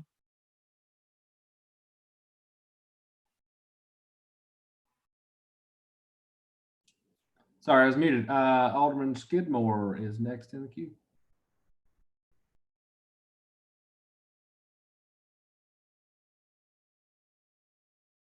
Okay, thank you. I just want to say on one particular project, I think it is important. I've had a couple of other aldermen, and I know they're probably tired of it this evening, but I want to express my support because it is the old town plan. It does need to be reworked. We have had a couple of projects in Ward 1 especially that nothing the city nor the alderman could do officially to try to correct some of the problems of the zoning, and it was some condos down there. But because of our relationship with the developer and going to talk to them about trying to get some things done, maybe they weren't required to do, and they went on ahead and are agreeing to do it now. We're very fortunate that we have that type of relationship with our development community, not only in this town, but in the county outlying areas of Hendersonville as well. So we're very fortunate that, but we do need to look at that and kind of give it a little shine, give it a little uptick, and where we want to go with this development plan. It's sort of like, it's not only our ward, but it's also in Ward 2 as well, because it extends not only what we were talking about earlier that is in Ward 1, but it goes all the way to the lake over off of Saunders Ferry Road. So I would just like to throw a pitch in, if we can find somewhere to massage the budget a little bit and see if we can get some finances thrown towards this, I think we'll benefit as a city as a whole in the future. So that's all I wanted to touch base with the alderman, let them know about that. Thank you very much. Keith? Yeah, I may just say really quick to piggyback on the talking about the redevelopment master plan. That area would include all of the existing Old Town area, and it would go on all of the old West Main Street area, which is right now it's all general commercial. But we'd be looking at that whole area all the way to the city limits, all the way up to the park and the inlet. And what we're looking to do is we're looking to utilize this money to supplement the planning staff would lead the effort and do the main body of the work.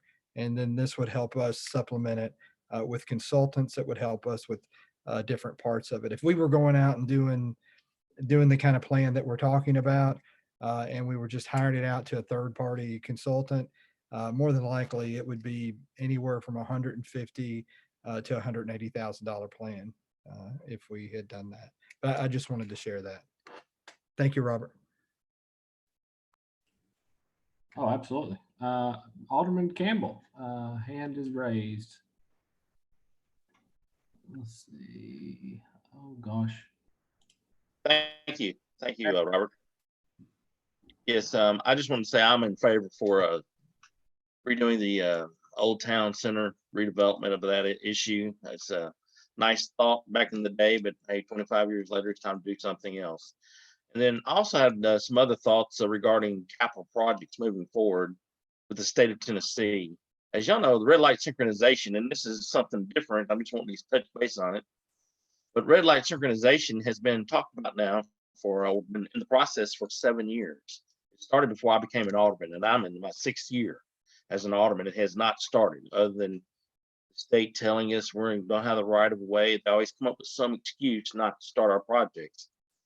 So I was just curious if we were to break that red light synchronization up into 3 projects, do the east side, the west side, and then the middle of town, we could do that ourselves for $1.2 to $1.5 million. You break it up over 3 years and spread it out like that. We ought to start looking at projects that are $3 million and less and see which ones the city wants to bring in and physically put into our budget, especially ones that are stretched across the entire city, where you can break them up into phases and get the work done, and let us get some of these projects off our plate, because Walton Ferry Road realignment with Old Shackle Island is just another one of those 20-year projects. Here we are with the red light synchronization. You've got the boardwalk down on Saunders Ferry Road, on Saunders Ferry, and I can just talk about them with you all day long here about how long it takes to get stuff done through the state of Tennessee. And that's just my thoughts. I just want to put that out there so people start thinking about it long term. Maybe not this year's budget, but the following year's budget. We need to start talking about coming up with a fund where we can start moving capital projects forward, and us possibly doing it ourselves in-house and speed up the process. Thank you. That's all I've got to say.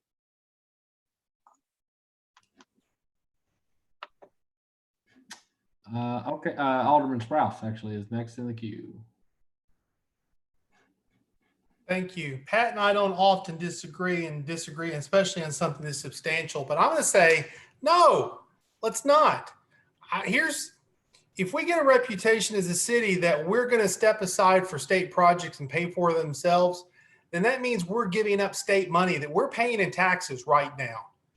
And quite frankly, I'm fed up. I am absolutely fed up. We have representatives. We have a state senator. We have 3 state representatives. One of them is the majority leader in the House of Representatives. And I don't understand why we had all these projects moving forward, why we had the Greenway work moving forward, why we had the realignment of Walton Ferry and Old Shackle Island moving forward, why we were moving forward on the street light synchronization project. That was moving forward because we've made the investment in the new poles. We've made the investment in the new hardware to operate the lights. Where is our advocate with the state? Why in the world are we seeing that every time we turn around that a project that was moving forward is either stopped or moving backwards? And I refuse to give up any spot that we have in line on these projects. It's time that somebody on a daily basis, if that's what it takes, to have conversations with TDOT, to have conversations with the governor's office, to have conversations with our state senator and our 3 state representatives. I hate to be like this, but this is a situation where we find out, even the way that sometimes when we budget, that the squeaky wheel gets the grease. There's no squeak coming out of Hendersonville. Now, if we need to go as a delegation to Nashville someday, pile in the car. I'll be happy to drive and set up the appointments. But why are we all of a sudden these past few years, everything has stopped that was moving forward and nothing new is coming along behind it? It can't be the same situation for all of these projects because there are other things going on in this state. May I respond? Oh, I agree, Scott. I would love to use state money, but I look at the projects and the length of time that it seems like it has taken for me. I just look at the projects and the length of time it has taken to move Walton Ferry, Old Shackle Island Road realignment. That was supposed to have been opened a year or two ago, and it just keeps getting pushed back by the state of Tennessee because they had an engineer who didn't do proper easements and right of ways on Old Shackle Island, and he didn't give the proper slope to them, so they've had to bring it back in house and redo design the engineering. So it's just one thing after another, and then we've got the red light synchronization. The other day they said that I sent out an email to some of you talking about right of way going all the way from Saundersville Road through town. They're saying that our boxes are out of the right of way. We need to go buy more right of way. And I'm like, really? They gave us the approval over 5 years ago, but now they went back and reviewed it, and they're saying we don't have the right of way. And it's like 10 intersections that we don't have the proper right of way. And I'm like, this is a $1.2 million project, and it's taken 7 years, and we're still no closer to. Well, we're closer, but we've got some people at the state that are pushing back. And Representatives. And they're pushing back. And if we start spending our own money instead of spending state money, they're always going to push back. Mayor, I'm going to be straight up. When's the last time you've had a conversation with the Commissioner of Transportation or the governor's office about any of these projects?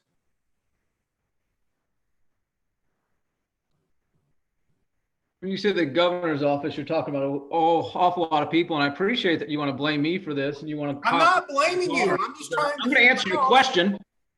You want to pile in the car? I invite you to do that. We've been working through our lobbyists that we pay through Ford Sumner. I trust him. I trust our city attorney. I trust our state representatives who have been texting and emailing about this on a regular basis, which you obviously didn't know about because you wouldn't have said what you said had you known about this. And Pat, you just mentioned you sent out an email. I'm not real sure what that email said. Perhaps you and I should get together and try to coordinate a little bit better. I was just strictly what the state of Tennessee sent us, talking about right of way at all the intersections, talking about out of right of way. Could you forward me that email? Sure. That'd be helpful. I appreciate that. Okay. Can I speak up here? Yes, please. Because yeah, I just want to give you an update on this synchronization project. I spent a long time on the phone today with the general counsel for the Department of Transportation. They're taking the view that these boxes, these cabinets that go with our stoplights that have, according to them, are out of the right of way, that we've had most of them for at least 20 or 30 years. They're saying that's not good enough. Mm-hmm. And they want us to acquire right of way going by federal guidelines for federal laws having to do with right of way acquisition. And so even if they want to donate them to the city, we have to show that they're knowingly waiving their right to just compensation. It is one of the strangest things I've ever been involved with, and we're still ongoing. We got the approval 5 years ago on this project, and Marshall and I are trying to go back to our consultants that got this approved to find out what's the problem here, because our consultants said we didn't need to acquire any right of way to do this 5 years ago, and nothing's changed. As a matter of fact, Mr. Campbell, I also mentioned the Old Shackle Island realignment and pointed out to the general counsel that we sent $1 million to the state for that 8 years ago and still have nothing done on it. And I said, we're used to waiting in Hendersonville, but please help us get to the point where we can get some of these projects done. So we're working on it as much as we can. And the mayor's had, I'll get a lobbyist from Forward Sumner that's trying to help with this. And so far, though, we're not making a great deal of progress. But I just wanted the board to know, because I know people are asking about that synchronization because everybody thought it was coming soon. And the question I left him with was, I said, look, if we acquire these right of ways, if we get easements or deeds to these properties in the next 30 to 60 days, will you let this project go forward? He said he didn't know the answer to that. He didn't know the answer to that. He'll have to check on that. We'll probably have to rebid it. And who knows where we are in line if we lose our approval from 5 years ago. So these are very frustrating issues dealing with TDOT. And I just wanted the alderman and the board to know that we are working on that. Well, I appreciate staff's help on that, but I will say there come situations where top dog needs to talk to top dog. That if we're paying a lobbyist, the lobbyist is not getting the results that we had just a few years ago without a lobbyist. And yes, let's schedule that meeting. I will go to Nashville with you. I'll go to Nashville with anybody else who wants to go. Because clearly somebody, it's either their lobbyist or it's because of the doggedness of their executives. Something is moving in other communities, and we have projects that were moving very well concurrently in Hendersonville, to the point that I was concerned, what's going to happen if we have to fund all three of them at the same time? And that was years ago. And sometimes things just get caught in the system. There's a mistake, and someone just has to stand in front and say, I'm going to be engaged with this until it gets fixed. So let's schedule those meetings and let's all pile in the car to go. Anybody wants to go ride with me, they can. I'm all for it. I'm just mentioning that this started before I became an alderman. Yes. And I'm in the backside of a second term, and how long does it take to do something that should be a simple process, in my opinion? So I appreciate everyone's time. Thank you. Thank you, Pat. Go ahead, Robert. Got the ball. I believe Alderman Roberson, Mayor, it looks like you might be muted. Yeah, that's fine. So working with Mike Agee, who's worked with TDOT for a long time, and working with Marshall, who used to work with TDOT, that makes far more sense to continue working with them. If Mike Agee or our city attorney or anybody who's been working on our behalf thinks it's worthwhile for me to talk with Paul Deggs, who I talked with about 3-4 months ago on this, if they feel like it's worthwhile for us to talk to the Commissioner of Transportation, I'm more than willing to do that. What makes more sense though right now is for people on our side who understand how these things work, if they continue to talk to people at TDOT with what makes things work. I'm planning to meet with some folks at TDOT very, very soon about Old Shackle Island and the specific problem we have there. I don't think the right thing right now is to play hardball with them. I don't think that's very smart. If they think that it's worthwhile for a carload of aldermen to go down there and plead our case, then absolutely, then I think we'll do that, and I'll share that with you. Absolutely makes sense. But I'm going to continue to trust the people who understand this better than any of us do, and I'm going to take their advice. And I think that's just a smart way to go right now. Instead of getting upset about it, and instead of yelling at each other about it, it makes sense for us to let cooler heads prevail and to listen to our lobbyists that we've been paying that understands how these things work. And that's what I'm going to continue to do. Okay, then let's do this. And I'm being very cool. Just because now you are, I appreciate that. Just because, but I'm going to be very frank. You don't have to be a chef to know a bad omelet. And if these lobbyists are working for us or advocates for us, I think it's time that we as a group have a sit down with these people, our representatives, so we can understand what's going on. Because it was very difficult to get these projects on the books, and we got them on the books. And it was very difficult for the city of Hendersonville to come up with our portion for the funding for the phases so far. But we did that. And I'm going to tell you, maybe it doesn't take hollering and screaming, and it doesn't, it may not take a whole busload of us going down there. But just saying one more time, coming from staff or coming from the mayor's office or anything, oh, there's one more delay on this, there's one more push. We just have to do something. And so maybe the next thing we need to do, particularly since we have to decide what our contribution for Ford Summer next year is going to be, maybe we have a conversation and decide what the value of that lobbyist is. Because right now I may not be a gourmet chef, but I'm going to tell you, this is not a good omelet. I'm fine having Ford Summer, having Mike Agee come down here and talk to us about this.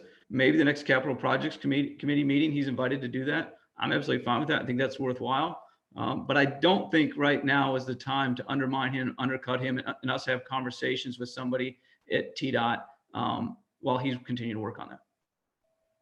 But I would also agree that it's time to get William Landreth and Frohill and Garrett involved in our situation, and they'll push our projects forward as well, Mayor. They're very aware of what's going on. I've been texting them and talking to them on a regular basis about this, and they're having conversations with the folks at TDOT on our behalf as well.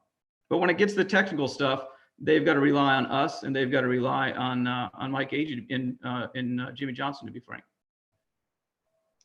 Thank you. Appreciate that. I've just mentioned Alderman Roberson has his hand up, and Alderman Bolt does as well after that.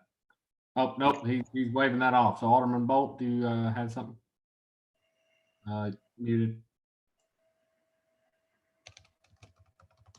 I'll try and okay, there you go.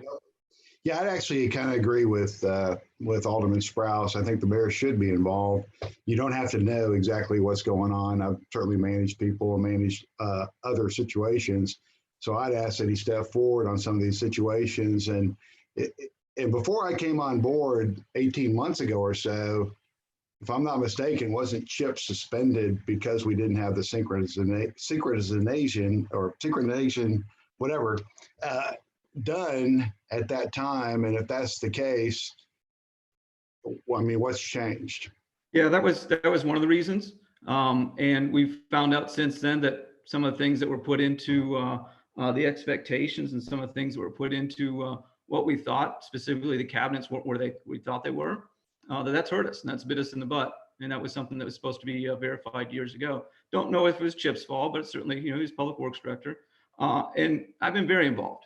I'm happy to forward you emails between me and John and me and Mike Agee and Jimmy Johnston, many of them, because I've been very involved with this. But involved doesn't necessarily mean that I'm the guy calling TDOT.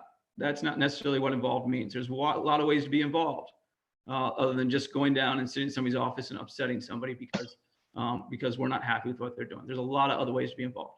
Yeah, send that to us and definitely make sure we have that prior to community allocations committee meeting, because that's going to be part of our evaluation. That's one of the items. Yeah, I'd actually like to see that too. And somebody's got to light a fire somewhere, and it's not going to come from an alderman, I'll tell you that. It's going to come from Mike Agee is where it's going to come from. I don't think it will from him either. So, and I'm not saying you have to do it alone, but maybe you going with somebody somehow, some way, lighting a fire to get some of these things done. Thank you. We're going to rely right now on Mike Agee and my continued communication with William Lambert, mostly, as well as our other state legislators. If they, like I said, if they see a time when it makes sense for some of us or all of us or myself to make a phone call or to go down there, I'm very, very willing to do that. But it makes sense to me that when it comes to details, that we rely on our city attorney and we rely on the lobbyists that we pay to work with TDOT. One other thing, when I was having my conversations with Marshall regarding capital projects the other day, he said that the letter from TDOT regarding the right of way and all these boxes goes back. Our approval was over 5 years ago. That TDOT actually gave us approval 5 years ago. Someone went back and re-looked at it all and said, wait a minute, we got to redo this. That's where the problems come on. So we've had approval. Now the approval has been withdrawn or it's in flux with TDOT. So, and some of these projects go back 25 and 30 years ago. Some of these boxes that are in discussion, it's not like they're just 5 years old. We're talking when the city first started doing this stuff 25, 30 years ago. And I will forward an email here in a few minutes to everyone to let you see from TDOT the boxes right of ways they're talking about. So anyways, thank you. Appreciate that, Pat. It's very frustrating to realize that something that should have been caught not 5 years ago, but 20 and 30 years ago wasn't caught. I agree. Okay. Alderman Cunningham has her hand up, actually.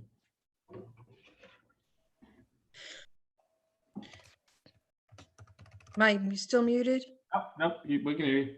Oh, okay. I'm sorry. That's my cat. Yeah, there's 4 major projects: the Drakes Creek the Drakes Creek project, the New Shackle Island realignment, the light synchronization, and the Saunders Ferry walking trail project. I mean, I remember those 4 when I first took office back in 2010, and I'd like to get an accounting of all 4 of them to see where we stand with them and if we need to do anything, or if we need to put a fire under our lobbyists, or I didn't even know we had a lobbyist. I know Forward Sumner, I didn't realize there were lobbyists for us, and see what we need to do moving forward. It's pretty disheartening when they have over $1 million of our money. Thanks. I don't see anyone else in the queue. I certainly don't. I apologize. I didn't intend to be a moderator, so I hope nobody thinks I was doing that on purpose, but I just want to make sure everybody who raises their hand gets acknowledged. It's certainly easy to overlook. You've just been assigned that job duty.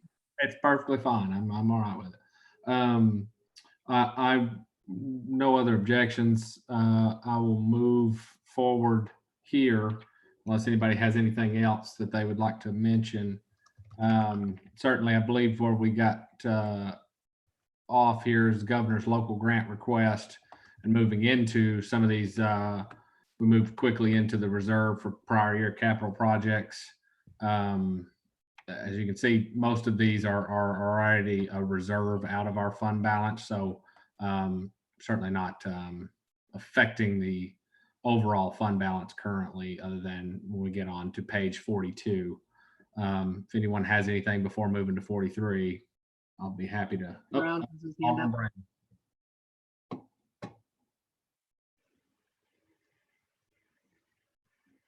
Alderman Brown, go right ahead. Oh, never mind. His hand's down now. No questions? You're good? Yeah. Wait a minute. Where are we at? I'm lost here. I'm sorry. So we are currently on pages 41 and 42. Those are together. Okay, my bottoms are cut off. So what's the titles on this? The reserve for prior year capital projects. I apologize. Okay. Now, I believe I want to speak on your next page on nonprofits and special agencies. Okay. So we will move on unless Chief Bush, you have anything? I see your hand up. Yes, sir. Just looking at the reserve for prior year capital projects. I know you got the ECC on there. I didn't know the operations committee had taken a vote based on what the ECC was requesting this year. Is that anywhere in our budget for any kind of increase for that?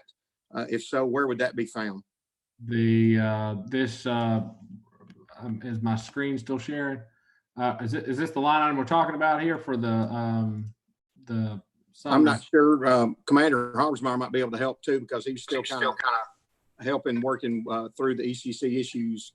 That's done out of the executive board of the ECC, not the operations. So the executive board sets the budget request that comes back to the individual cities.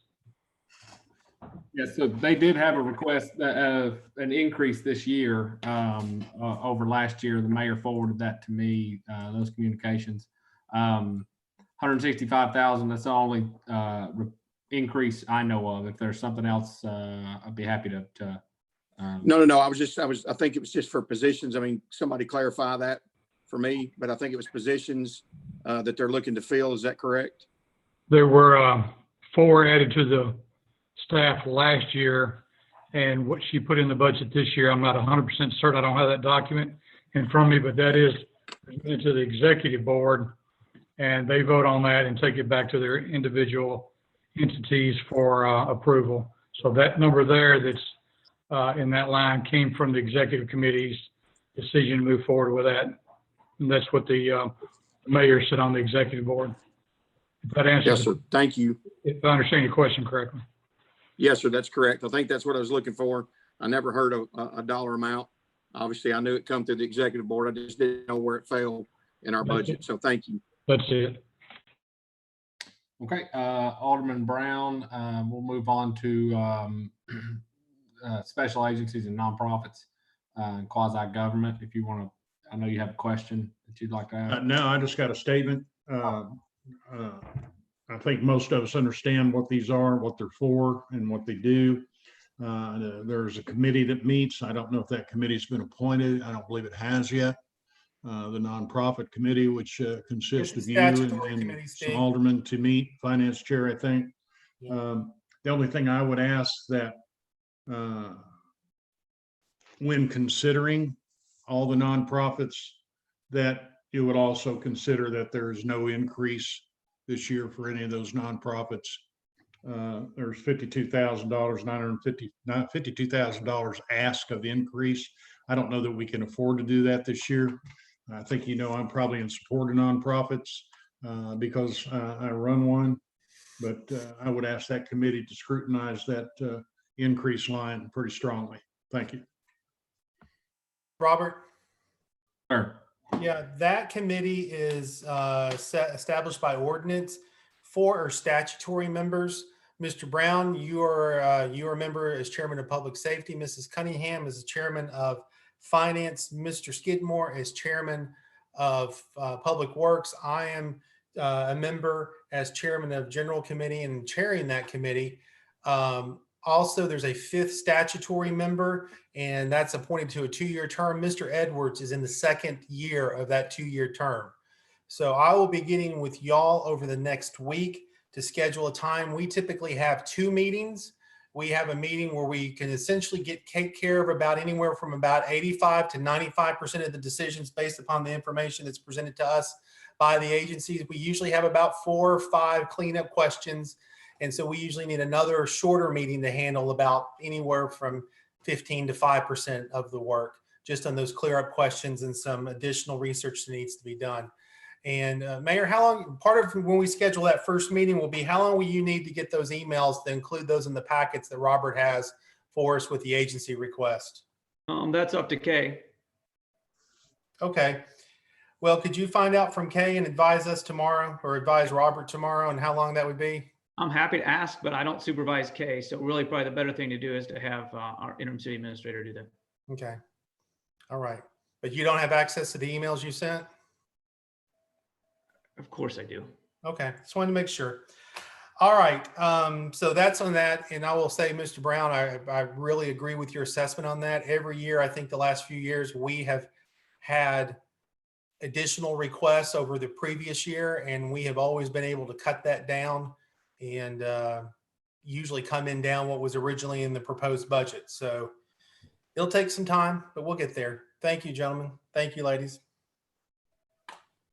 Thank you. Alderman Brown, do you still have a question?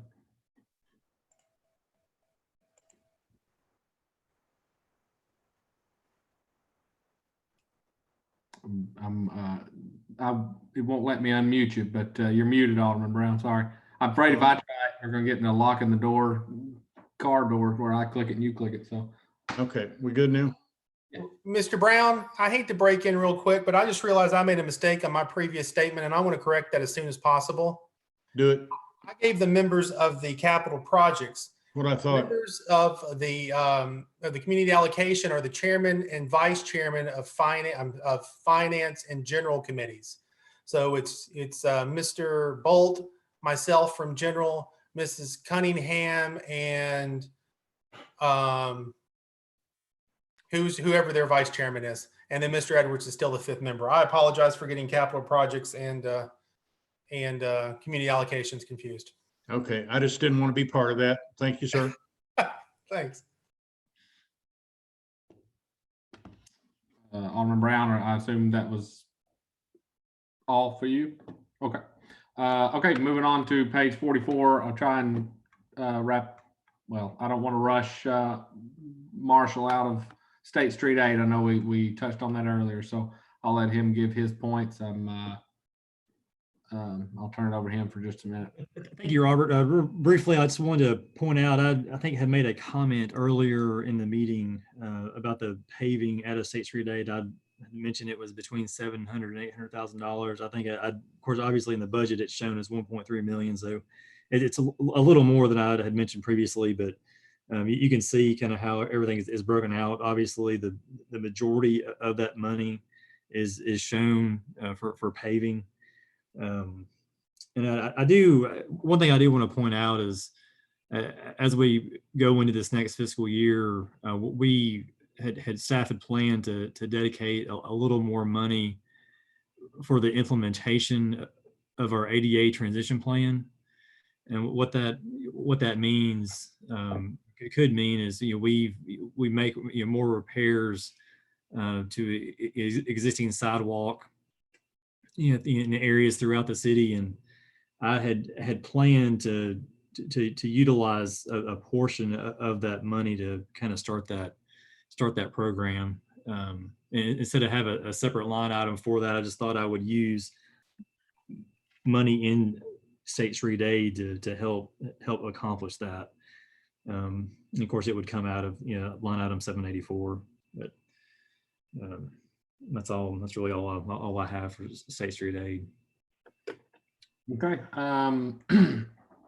The only other comments that I'll make before moving on is just based on collections and everything, the expected, well, let's see here. This number is 795,000 in the hall. That is, again, we've met, Public Works Committee met and everything, laid out a plan for what they're doing, and I've met with Marshall, and we're going to get the updated estimated expenditures so that this amount will be more accurately reflected. Instead of 800,000 in the hole, that'll show a little more accurate. Part of that reason is because of a reduction in the revenue we expect to collect. This is all funded from gas tax. People are at home, they're not driving near as much. That's where we expect the reduction. If there's no questions, I will move on to the final pages, final countdown.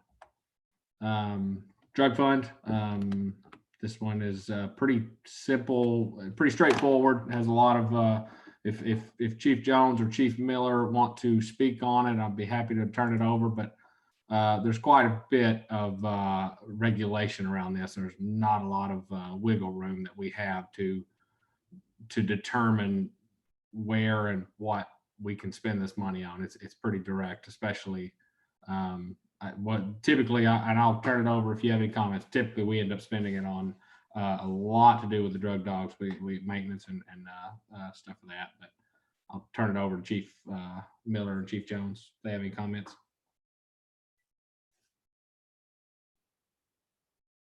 I see him unmuting. Jim, go ahead. You handle the drug fund.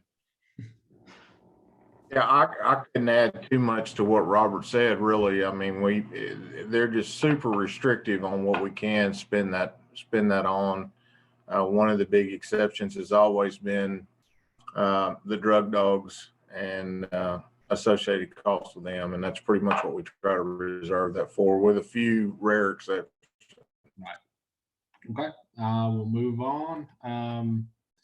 Stormwater, and I jumped ahead too early. Stormwater split up into 2 pages, but 46 and 47 is stormwater. So again, we touched on this a little bit earlier in the night, but that 102,000 in the red certainly seems a little worse than it is based upon current trend of spending.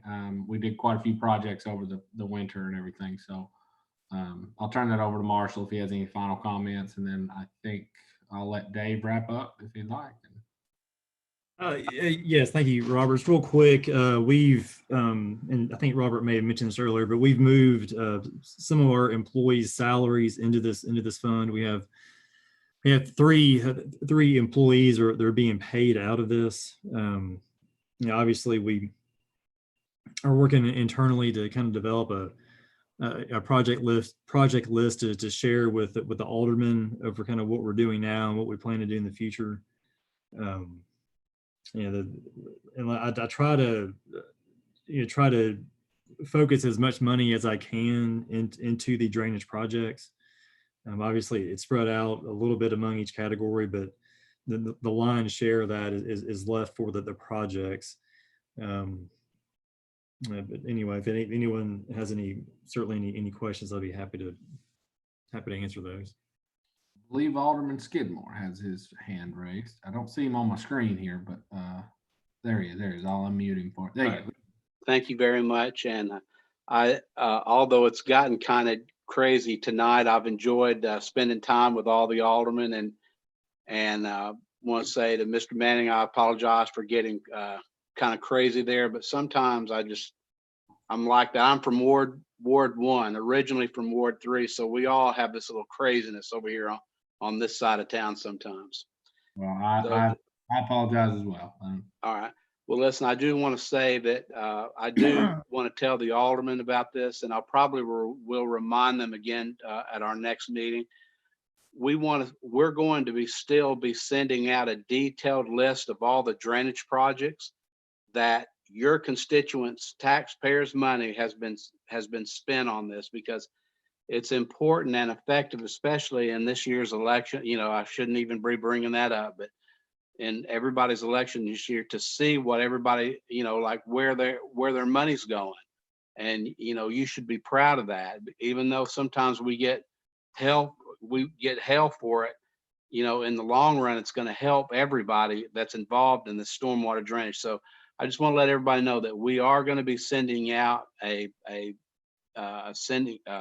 list of the areas that have been fixed or are being fixed, or they are getting ready to be fixed with this money, because that way you guys, you know, we all can use it wherever we want to, whatever you want to do with it, but you'll have it just in case if you get questioned about it. So other than that, you know, the drainage, the stormwater balance is what it is, and it's really going to be about the same each year. That's what we're at least anticipating for it. So if that's all I wanted to say. Marshall, if you want to add anything to it, go for it. You kind of touched on something I wanted to add. As we add houses, or, of course, residential, that number will increase, and also the commercial properties as those are built and finished, that number will also go up in value. And we work with Robert to make sure we have that documented. But as the city grows, the amount that goes into that fund will continue to grow.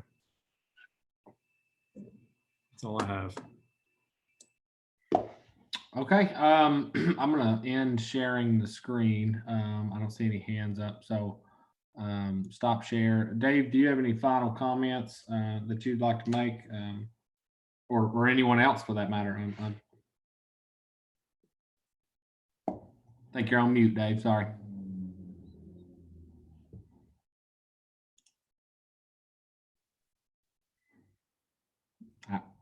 Still can't hear you. So sorry. He's probably getting him a drink. No, I wish. No, just a couple things to wrap up. It's been 4 hours. It's been a good 4 hours. A lot of good discussion. Again, these items that were discussed in each department are going to be talked over again with the department heads and Robert and myself, and then we're going to come to the committees, and then hopefully in a couple of weeks we can come back to this same format. Hopefully we can do it at City Hall face to face if the socialization thing comes together a little bit better. A couple of things I just want to circle the wagon and make sure that we're talking about, that I've left out of my report early, but I wanted to make sure I didn't forget it. We've got a little inequity in a couple of department heads through the pay schedule. We'll discuss that in the committee meetings and then bring it forward to you guys and ladies at the next meeting. I'd like to add Veterans Day as a holiday for the employees. I think we're amiss in not recognizing Veterans Day as one of our official holidays, and so I'm gonna try to add that to the calendar for you guys to approve. IT has been under Public Works under Marshall's jurisdiction. I think that department is big enough now, strong enough now, got good leadership, got great employees. You have seen what they've been able to do this last 2 months. I would like to pull that department, that section of Public Works' department out and make it its own department. I think it's ready to go. Likewise, HR was put under finance years ago under Hank Thompson's administration. And when I was working back in the parks, I think it's time for that department to come out from finance and be its own department. It's got strong leadership. And so those are kind of the recommendations I'll be making in the next workshop. I just wanted to give you guys a heads up on that. I had a question, maybe Robert, just one more thing. We need to circle the wagon on Mary's Magical Place and the flood repair damage and or work. We need to, let's visit that tomorrow, you and me, Mr. Gilly and Marshall. I want to make sure that that's still in the budget, because that's going to be an issue down the road. It is still in the budget, but yes, absolutely. We can talk on that tomorrow. Okay, great. I just want to make sure it was still in there. And again, there's a lot of good things going on. It's a tough time for the budget. I appreciate everybody's consideration. We're gonna get through this as best we can with the monies we can, and appreciate Robert taking the lead. The mayor and I talked about co-hosting this meeting. Basically, we really didn't do that. Robert kind of took the lead, which the finance director, and this is a budget meeting. And so I appreciate Robert taking the lead. Did a great job, Robert, answering questions and kind of leading everybody through the budget process. I failed accounting in college, so I can't do the budget process like Robert can do it. So that's why we hire good people around us. Again, I just want to thank everybody. It's been a good night. We can agree to disagree, but at the end of the day, we're all in this for each other. We're all trying to get through this COVID-19 together. We've got great aldermen, we've got great staff, and you know, I appreciate all of us working together here the next few weeks to kind of get this thing hammered out and see what direction we're going in. So unless anybody has got anything else, I know several of you need your beauty sleep. Marshall's hair is a mess. Andy Gilly's hair is a mess. Robert hair is a mess. We got too many guys with big hair issues that got to go to bed and take care of themselves and get some beauty sleep. Alderman Cunningham has their hand up. I do. I just want to show my appreciation. We had a very devastating fire over the weekend in Mansker Farms. It was a total loss. And engines 5 and 6 responded. Scotty, correct me if I'm wrong, if other engines companies responded as well. But they did a fabulous job. And the residents of this community are so grateful to you and your department. And the love that's been shown in the community is just unbelievable. And also, I wanted to invite everyone to join us tomorrow for, we have like a senior parade at Clarendale tomorrow. It starts at 12:45.